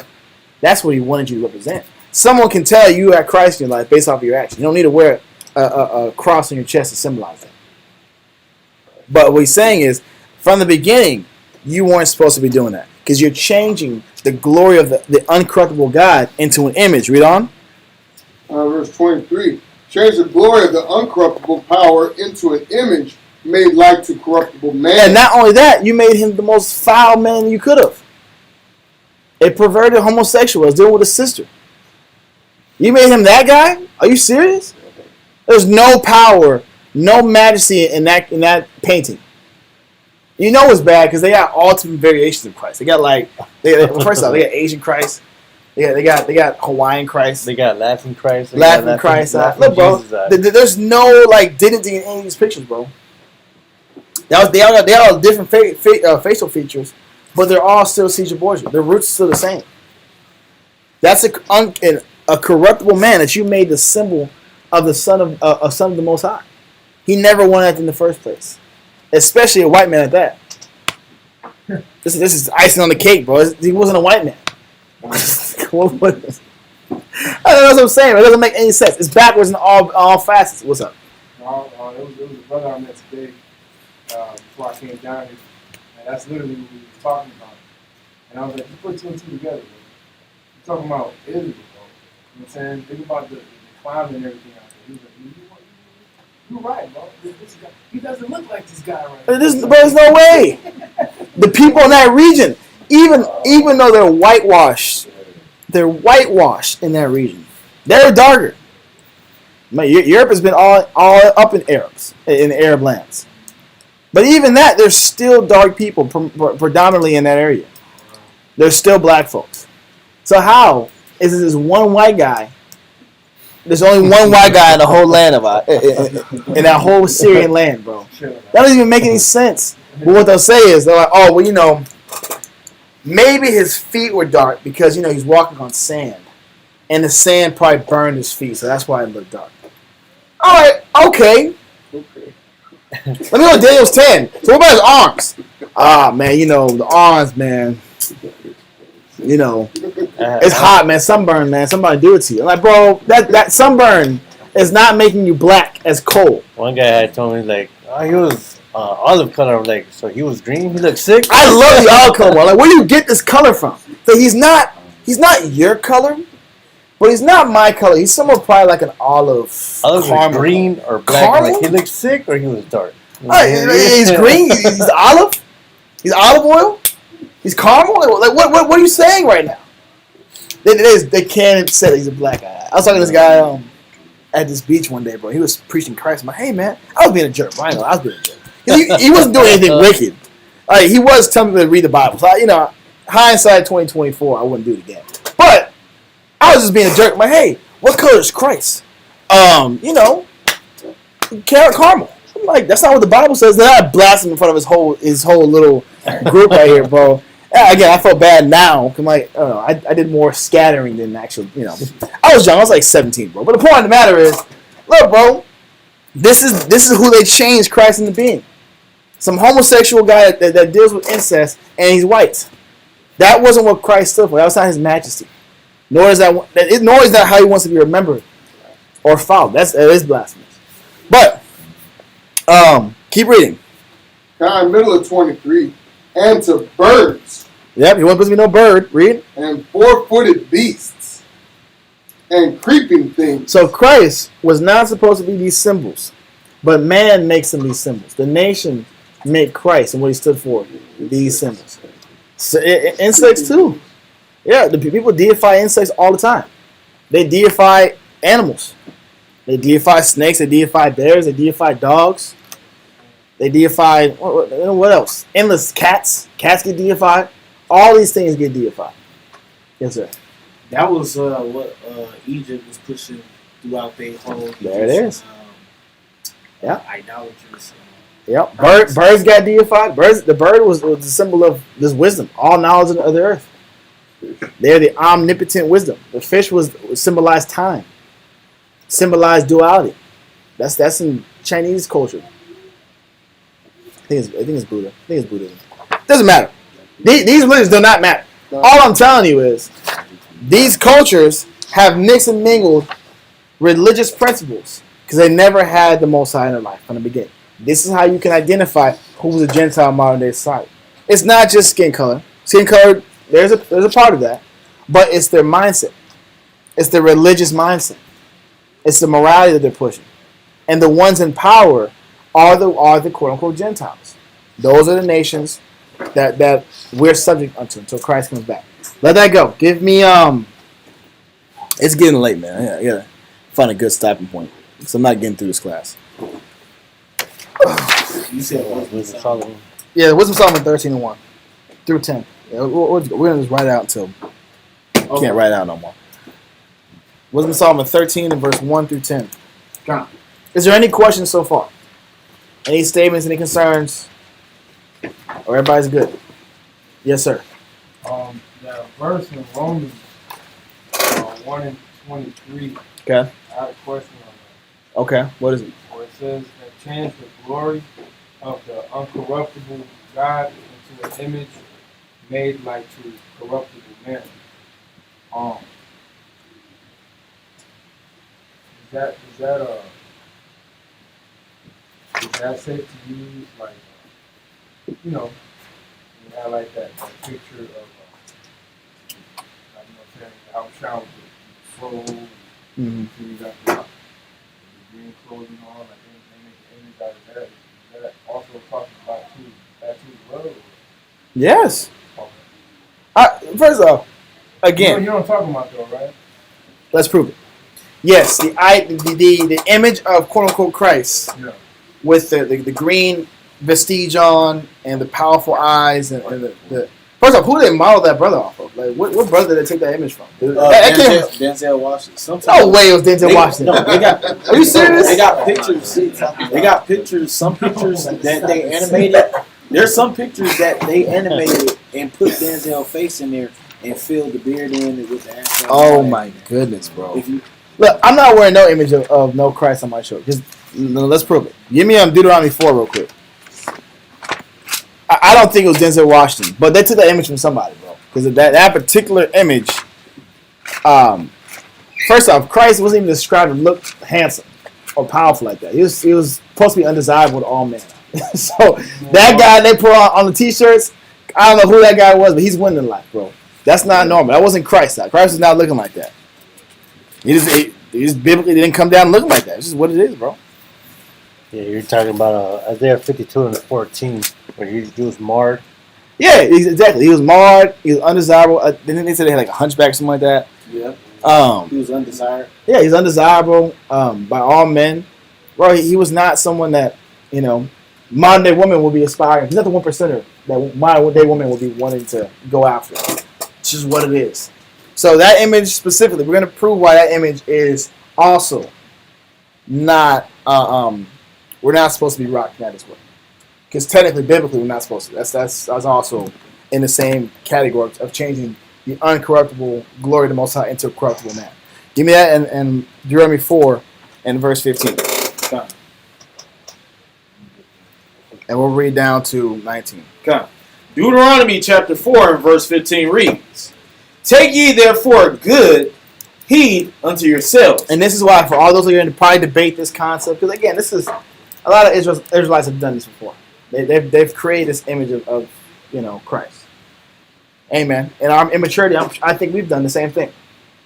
But knowing that what we know now, he says, take good heed unto yourselves. I mean, you have to really consider what I'm about to tell you. This is literally Christ speaking to the people. Read on.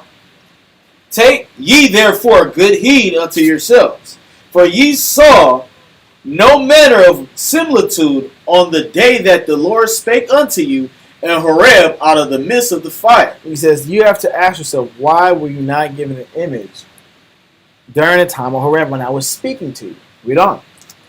Come, lest ye corrupt yourselves. You corrupt yourselves, because if I showed you what I look like, if I gave you a detailed enough description, if the Most High gave us a detailed enough description of what Christ is going to look like, what were we going to do? This is not talking about the nations here. Right now, we're talking about the Israelites. Yes! Who is that guy on the t-shirts? That's what I'm trying to figure out. Who did it take to model this guy? That is corruption. That wasn't biblically. We weren't supposed to do that. If I gave you too many details, if I said, well, Christ had a slight drop in his eye here, one eye was a little lower than the other, and his nose was, you know, proportionate with his eyes. He had a great similitude in his face. Everything was asymmetrical. It was asymmetrical, or for his case, probably was unsymmetrical because he was marred. He didn't look very good, but his mouth was like this, and I'm gonna leave a little drawing on the side. If we had that, we would make an idol of that. Not just Christians and Catholics and the idolatry Gentiles of the world. No, Israelites would make an idol of that. He's talking to Israel here. He says, if I showed you an image and I didn't speak to you at the fire, you would have done what to yourselves? Lest ye corrupt yourselves and make you a graven image. What is a graven image? It's a picture. It's a picture. You weren't supposed to make pictures. From the beginning, don't make pictures. Why? Because people, when they make pictures, what do they do to them? They deify it. They deify it. They give too much glory to it. They'll pray to it. How many times have people prayed to Caesar Borgia? All the time. They're praying to Caesar Borgia all the time. Kissing Caesar Borgia. All day long. You don't think we be doing the same thing? Or they make altars to it. That's the point. They make little altars. See it all day. Little Christs all throughout the house. Sculptures. He said he didn't want you to make a graven image. A graven image is an image made by man's hands. Literally, that's the definition of it. No. Read on. Come. And make, Salakia, lest ye corrupt yourselves and make you a graven image. And he's going to specify it, because Israelites like to find loopholes. They love finding loopholes in this. Well, it can't be graven if it's Christ. Oh, what does he say? A graven image is what? Read on. The similitude of any figure. Some figures? Any figure. So graven image is a similitude of any figure. Especially one that you're going to be associating with Christ's face after. I get it. You use the picture to show the distinct difference between the biblical description and the worldly description. I understand it for that sense. But that's not something we're supposed to be rocking as like, this is who we're following after or representing, because technically that's still a graven image. Technically, the Bible should just be enough. Technically. Shoot the messenger. I don't know. What's the Bible saying, bro? Bible's saying you weren't supposed to make a picture of any similitude. Read on. The likeness of male or female. Male or female. Because if I showed you this, you would have made a picture of it. Read on. The likeness of any beast that is on the earth. Yep. If I spoke to you through a coyote, coyotes would be the next god. There'd be coyote t-shirts everywhere. If I spoke to you through a bear, it's gonna be bear gods all over the place. This is what it is. Read on. The likeness of any winged fowl that flieth in the air. Yep. Read on. The likeness of anything that creepeth on the ground. Mm-hmm. The likeness of any fish that is in the waters beneath the earth. So none of these things were shown as an image to correlate God with. Because that would corrupt us. That's how I would answer that question. Because that's technically the truth. The truth is, whether you make an image... I always got to refer back to that one story. I think it was in Judges. And that was when there was a Levite priest that was kind of on the run. This Levite priest was stationed in Judah, right? And he didn't want to be in Judah no more. So he was just walking around. First off, it was unlawful to leave your post. It was unlawful for you to leave. But this Levite said, I want freedom. He went to Ephraim.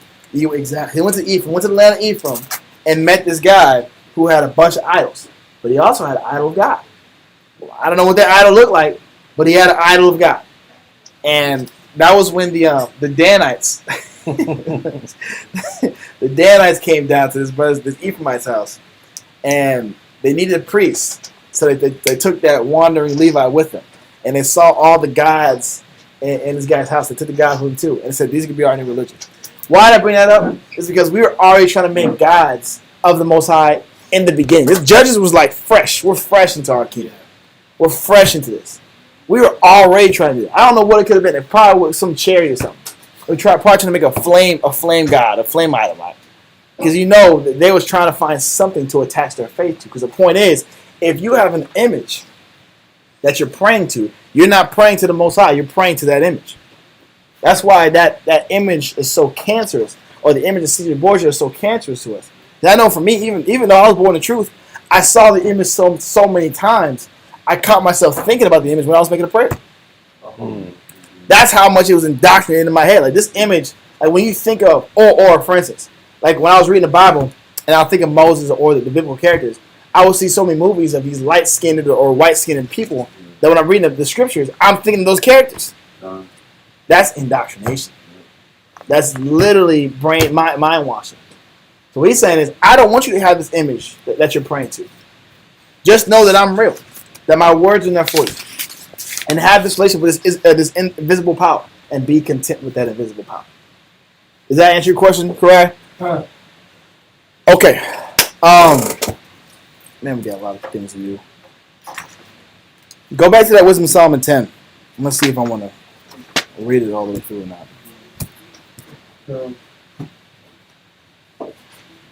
Or was it 10 or was it something else? 13. No, it's 13. My fault. It's 13. 13 and 10?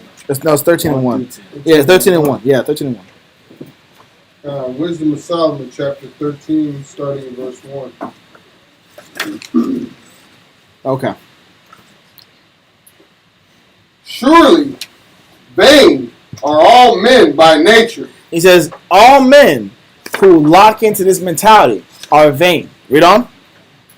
Who are ignorant of the Most High. Yep. And could not, out of the good things that are seen, know him that is. He says, if you can't constitute, and this is also very important for us, for even our faith. If my first thought process, when good or bad happens in my life, if I don't think that the Most High is in control of this, I'm in that category of vanity. The ups and the downs of my life. If I don't associate that with being the Most High's will, I'm vain as well. Because he has a hand in every single part of our life.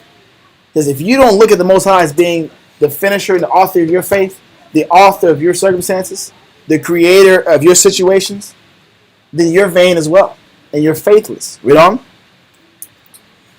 Neither by considering the works did they acknowledge the workmaster. Because the nations will never give credit to the workmaster. When they win, Who are they are congratulating themselves? I gave the answer. Themselves.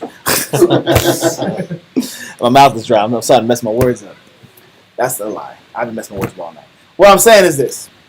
The nations always pat themselves in the back for their good jobs. When they do good, fate was on my side. When they do bad, they blame the universe.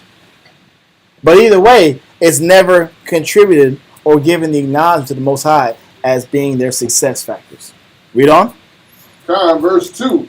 But deemed either fire or wind or the swift air or the circle of the stars. That's important too. How many star believers are there out there? Well, there's a lot. Bro, there's a lot of stargazers, even amongst Israel. There's a lot of people that buy stars. They trying to sit back. I'm not even talking about that. Purchase a Look, star. y'all see that new I'm getting vain here, but it makes my point. There's that new list, that new is it horoscope list or new horoscope list. It said they found a 13th star or something like that, or 13 13th category, so to speak. I don't know much about this garbage because I don't believe in it. But all I'm saying is I'm no longer a Capricorn, apparently. I'm now a Sagittarius. So, because they found a 13th thing. So now I got a whole new description of who my personality is supposed to be. Yeah, I got to move down the list. So now I don't even fit the list no more. I've been told I'm a Capricorn my whole life. And now I got to look at Sagittarius stuff. Look. Again, do I believe in any of that garbage? No. Yeah, the star constellation. That's what The constellation. They found a 13th constellation. It said scientists were wrong. There's actually 13 instead of 12. But when you look back, there was always 13. In old Mayan history and civilization, everybody always knew it was 13. But Esau took hundreds of years to figure it out. The point is, now there's 13 constellations. You know what happened? Everyone's checking the new horoscopes. Well, I must be this now. Oh, you know what? That makes so much sense. Like every time you read a horoscope, it is perfectly aligned with who you are, what you're doing. No, you give me too much credit. That's the point. The stars are the reason why you're happy today, or you're gonna have a great day. People will literally start their morning off with a morning horoscope on the front of their screen. Today is gonna be a sad day. You're gonna run through some damn Panda Express fortune cookies, bro. It's so real, right? The Panda Express fortune cookies, like, come on, bro, this is not legitimate at all. But people believe, like, y'all have seen the memes on TikTok. We'll be like, guys, this is young, but Kai Cenat is this streamer, and he was talking to Ice Spice, and he was like, "Yeah, I bet I know your horoscope." And he was reading off the signs like, "You're strong, you're a leader, you don't take no stuff from nobody. You know, sometimes you feel lonely." He's like, "Oh, this all matches me." He's like, "Nah, I'm just lying. I just made it up right now.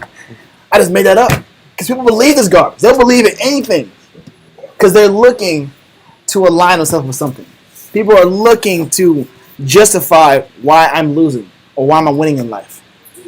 They're looking for some type of attachment when the Bible's saying, I'm giving you the answer to show you how you can be successful, to show you how you can be happy, to show you how you can win. But you don't equivalent that to me. You equivalent that to your stars, your horoscope, or I'm Aries, or I have an attitude because, or I don't know what these things are. Like I'm strong-willed because I'm Leo, or I don't take no more stuff because I'm Aries, whatever, or Gemini. I'm Gemini, so I got an attitude all day and day. Like now, some people do have attitudes. Not some like Gemini, but I'm not saying that's fact, bro. I refuse to believe that your stars are the reason why you act the way you act, or you can't change the way you act, and you're just stuck with that perspective on life. We see the vain people, the vain men and women, equivocate the stars, the air, the elements, the universe. Read on. Middle of verse 2. Or the violent water. Or high tide, low tide. That's also a thing too. When it's high tide, there's good signs. When it's low tide, there's a chance for bad. High tide, low tide is also religion. It's also an ideology. Read on. Or the lights of heaven. Lights of heaven is also ideology. Go to Alaska, them lights, they worship those lights. The northern lights, they worship those lights. Read on. To be the gods which govern the world. That's the point. Poseidon's the one making it high tide today. We got to pray to the Poseidon god. It's thundering outside, so we got to pray to Jupiter or whatever the other guy's name, Zeus. They always equivocate these elements as gods. Mother Nature, or another word for would be planet Gaia. Sounds like was that Wiccan or like witchcraft? Yeah. Gaia, Astarte, Ishtar. All these elements are just deities that are passed down from different cultures, but they're the same person, it's different names. This is how the nations have always operated. This is what makes them Gentile. Read on. Read on. Verse 3. With whose beauty, if they being delighted, took them to be gods. Because it's so beautiful. Because it's so mind-blowing. They're looking at it as gods. You know what people also associate as being gods? Aliens. Aliens are gods. These what's another word for them? Extraterrestrial beings are also considered gods. There's some rumors that say maybe they were first civilization, or they were the creators of the earth, or creators of the world. People have these weird ideologies and ways of looking at life because they just can't explain or understand how things work or things work the way they work. They'll just say they're a god. They'll just say we should pray to them. Oh, I saw the Egyptians had those spherical pictures in the back, those aliens in the back. They must be gods. Ancient aliens. Yeah, ancient aliens, exactly. And that original image of that alien came from Aleister Crowley. Yeah, Aleister Crowley came. The drug addict. Yeah, that's where the original image came from. That's modern day. I'm just talking about the image of the actual not cyclone, but cherry. We know it's called a cherry, but UFO. Modern day UFO. Every civilization had a picture of that UFO in the back. So they're like, oh, they must have been here since the beginning of civilization, which they were. But they say they're aliens, extraterrestrials. They're gods. They probably helped build the earth. Little did they know they actually did.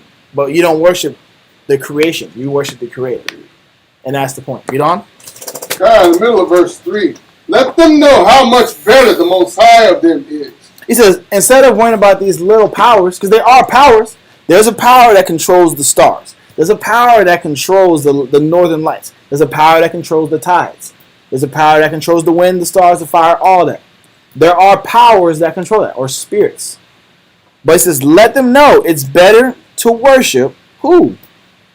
The Most High. It's better to worship the Lord. The Lord, or knowing the Lord, or following the Lord is much better than following these idols. Read on. Let them know how much better the power of them is. For the first author of beauty hath created them. Yep. But if they were astonished at their power and virtue, let them understand by them how much mightier he is that made them. Because it would make more sense, instead of focusing on the creation, how the wind moves, and studying, because that's what science is all about. I want to study how the ants move. I want to study how the plants move. I want to study how, if you do a time lapse of nature, how it works in sync with one another. I'll study the creation, but why don't you study how the Most High and the mind of the Most High create all these things? It's more beneficial to your spirit. Instead of giving your entire life to studying the waves, studying the depths of the ocean, studying rock structures, studying fossil fuels, studying natural resources. Let me study the Most High who created all these things and establish it to be the way it is. Read on. Verse 5. For by the greatness and beauty of the creatures, proportionably, the maker of them is seen. Come on, read on. But yet, for this, they are the less to be blamed. It says they're less to be blamed because they weren't given the understanding that it was the Most High in the first place. It says it's not entirely the nation's fault that they're so into idols.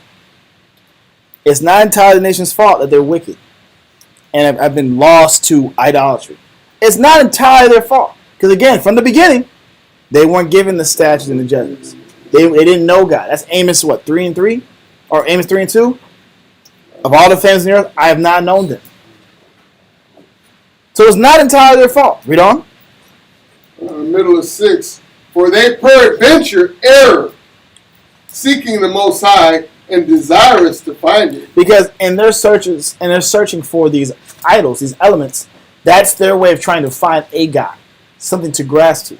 People are trying to find something to grasp. That's why star worship is so important. Because people are trying to find something to have confidence in. If I know that this horoscope can direct my life, or if I read this horoscope and I see a noticeable change in my spirit or my personality, I'm going to keep cleaving to that. But little do you know, your mind is literally tricking you to believe that these character traits match you. Little do you know, when you start reading it, and if you believe it hard enough, you'll start changing and altering who you are to fit this image of who you see yourself. This is what brainwashing is all about. Looking to grab something. Yeah, but it's the idea of manifesting. It's manifesting. You're manifesting a personality trait. You're manifesting a reality for yourself. That's also black magic. But what it is it's training your mind to think or be something that you want it to be. But that's their only strength. That's their only confidence in life. That's not what our confidence was. We had a clear and direct path of how to operate, how to live, and how to be happy. Unlike the nations. Read on. Verse 7. For being conversant in his works, they search him diligently and believe their sight, because the things are beautiful that are seen. They're always talking about his creation in an attempt to find more understanding about it. This is why people study nature so heavy. Because if I study nature, that's my way of getting closer to who and what created everything that's on earth. That's their way of trying to find God. Yes, sir. Becoming one with nature. Well, they're becoming one with nature, but they're also trying to figure out how this system works. The more I know about the system, the more I know about the mind that created the system. But they don't understand that there's literally a description of the mind in the Bible. That's what we're getting into. Now, do we feel sympathy for nations because they didn't know God and they weren't giving him? No, because they still got to answer for their sins as well. Read on. God, verse 8. Howbeit, neither are they to be pardoned. The Most High is still not pardoning them. Although they're idolatry worshippers and they didn't know God in the first place, you still have to answer for every negative thing you've done on this earth. And that's the point. Read on. For if they were able to know so much that they could aim at the world, how did they not sooner find out the Lord thereof? And that's the point. You got all this science and technology to find all the little details in the world, but never look to really analyze this Bible. Never look to make your lifestyle after these scriptures. If it was really in you to find out how to get closer to God, you would have found us a long time ago. You would have given your life to this a long time ago if that was your true desire. But Most High is exposing the true desires. It's not about knowing God. It's about being God. It's about being that power. It's about being that entity. That's when you read in Isaiah 47. They say, I am God. That's the blasphemy of Gentiles. The blasphemy of man. I can create like God can create. Let me just study more of how the atoms work. Let me study more of how the genomes work. Let me study more of how this science works. Let me split more atoms. The more I can learn about atoms and splitting atoms and messing with the protons, neutrons, and electrons, I can start creating more things. That is the mind that the Most High is exposing. That's why they can't be pardoned. Read on. Verse 10. But miserable are they, and in dead things is their hope. Yep. Who called them gods, which are the works of men's hands, gold and silver, to show art in, and resemblances of beasts, or a stone good for nothing, the work of an ancient hand. And this is what the nations do with the knowledge that they know, with the entities that they follow. They make gods that they worship. They make stones that they sit here and pray to and make and dedicate a lifelong journey to bow their hand to the stone, which is actually a phallic symbol. Or they'll make a cross that resembles the death of their faggot god. It's just what it is. They make statues of it. Mm-hmm. And we as a nation get foolish and get caught up into these same ideologies and wonder why the Most High slams us perpetually. That's not the end of this class. More than likely, I'm probably going to start off the class with Gentiles A to finish it up because there's more into it.